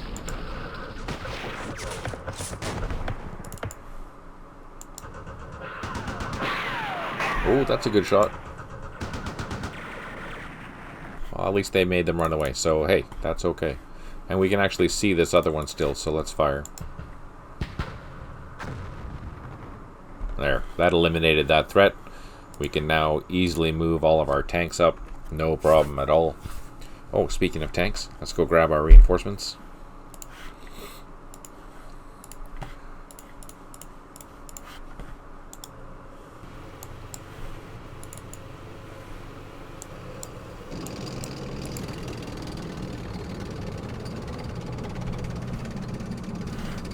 Guess it didn't really matter which way we went, although we should have went this way because this has a depression in it, which does consume more action points. This is the faster route.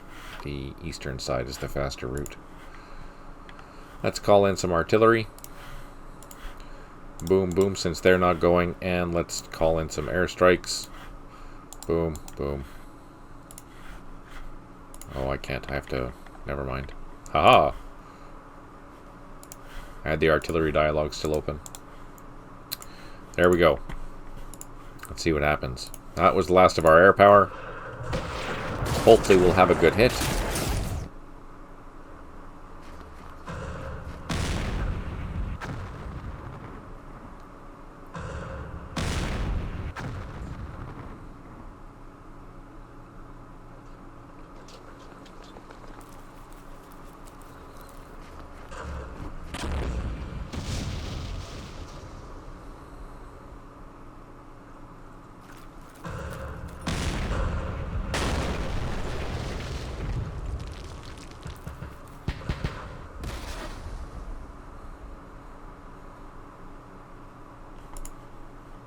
Here comes a hit.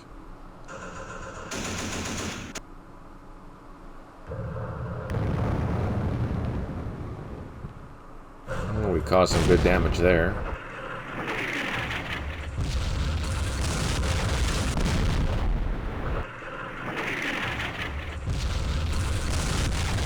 Alright, we'll just sit here. We can just do some pot shots across the way.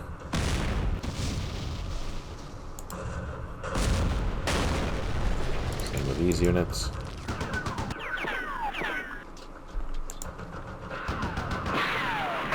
Wipe that out. That makes me happy.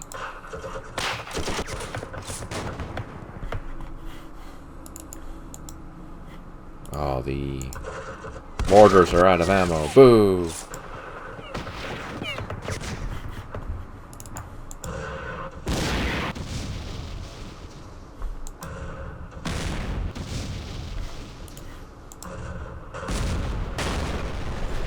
Moving the tanks up.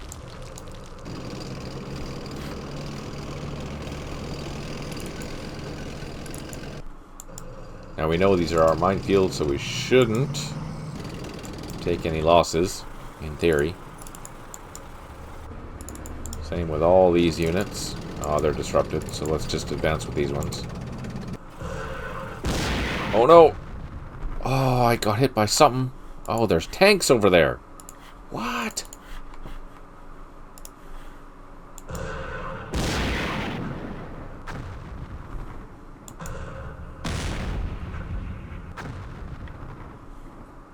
Bloody hell, I didn't see those. Huh. Sneaky buggers. Let's go grab our reinforcements.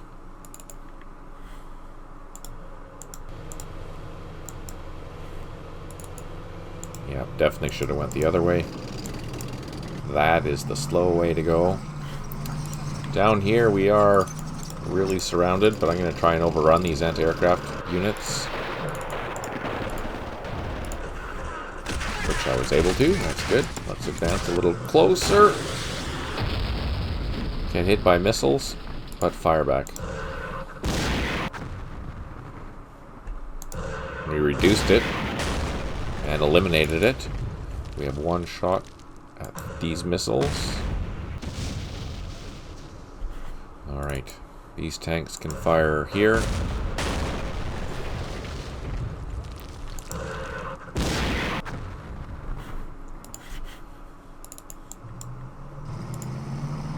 That's that.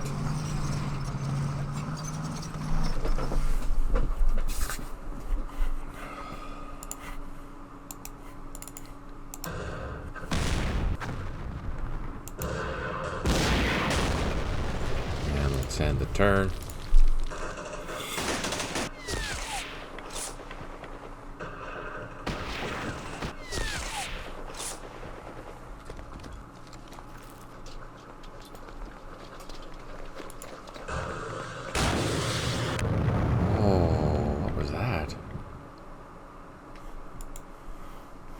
Okay, that was an airstrike that because we were in the wrong mode, we didn't see it.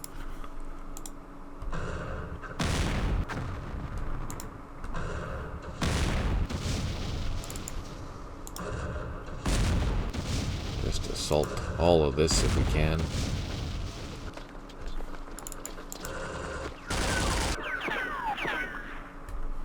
Make them all run away.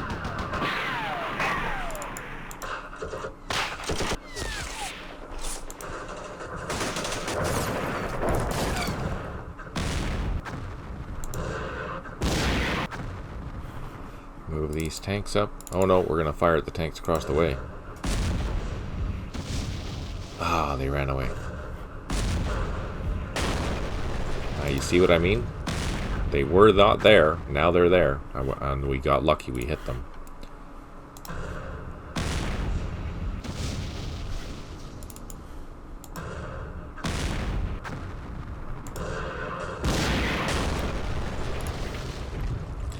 Down here, let's continue trying to hit these missiles.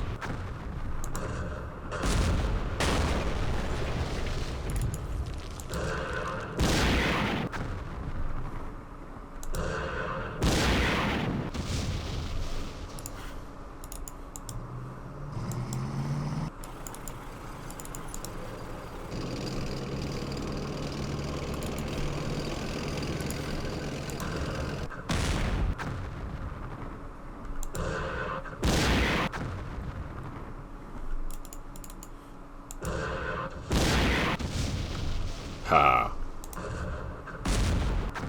Okay, let's move our stuff.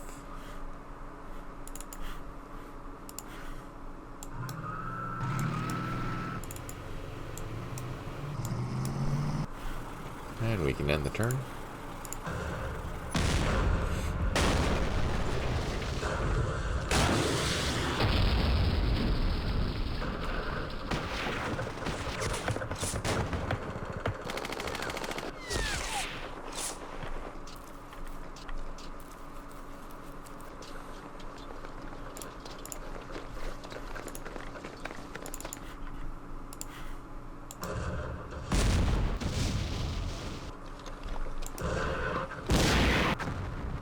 All these losses.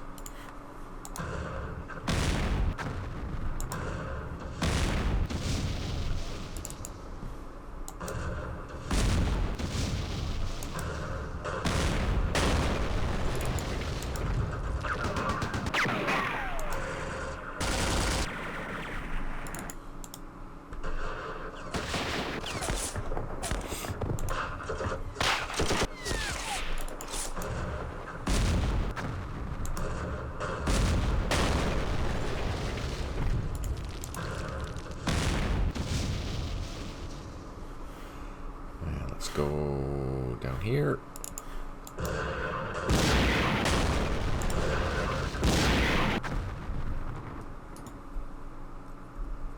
And let's go to here.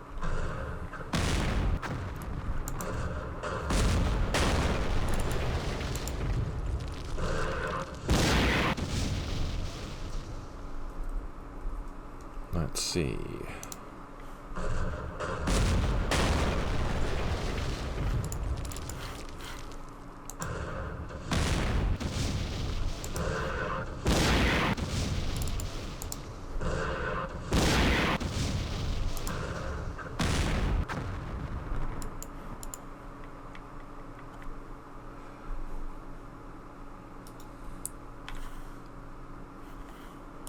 Plot some artillery.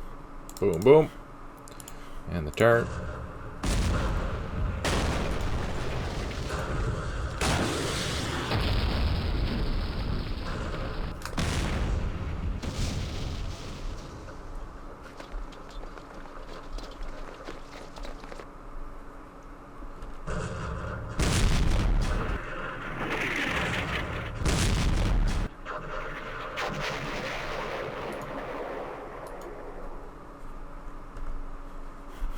Move our reinforcements.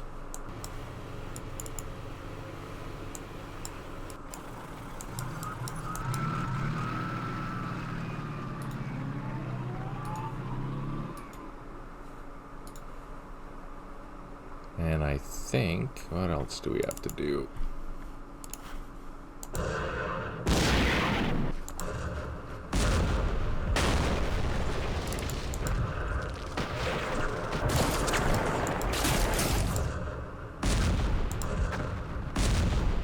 I think we'll just let the opportunity fire do its thing.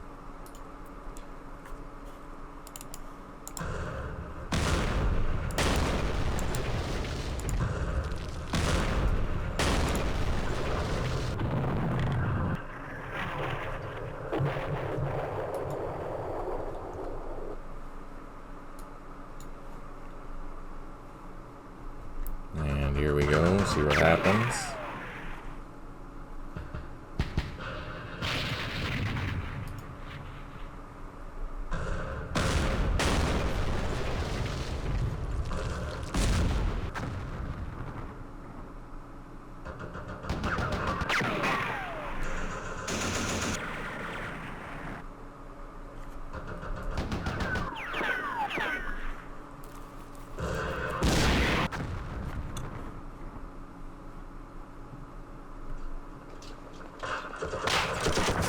Not sure what that was. That was kind of weird. Almost done.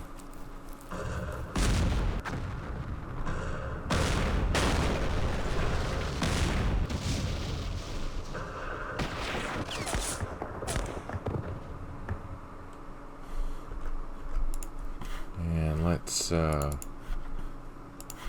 fire.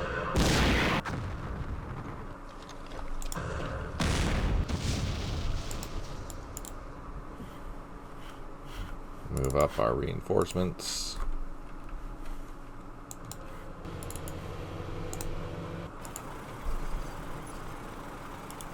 Get ready to fire.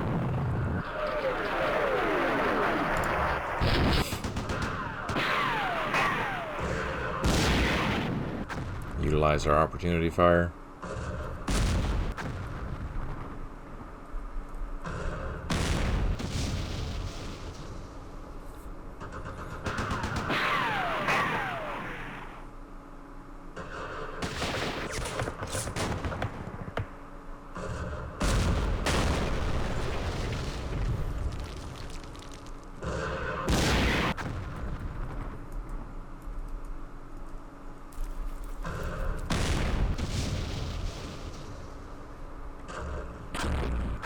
It's interesting that they didn't attack this at all. It's kind of fascinating.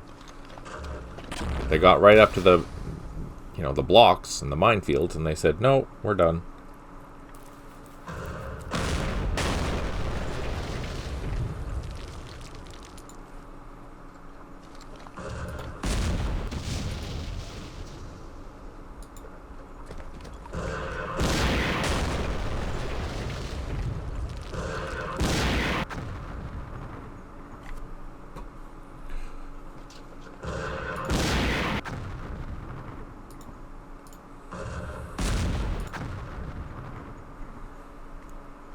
So far, they didn't kill all our tanks. That's good.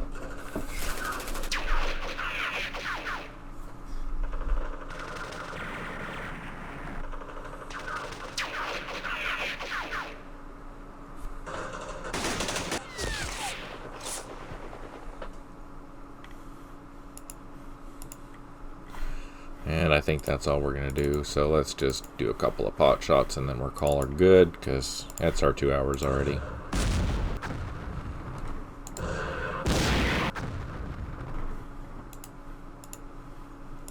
That's that.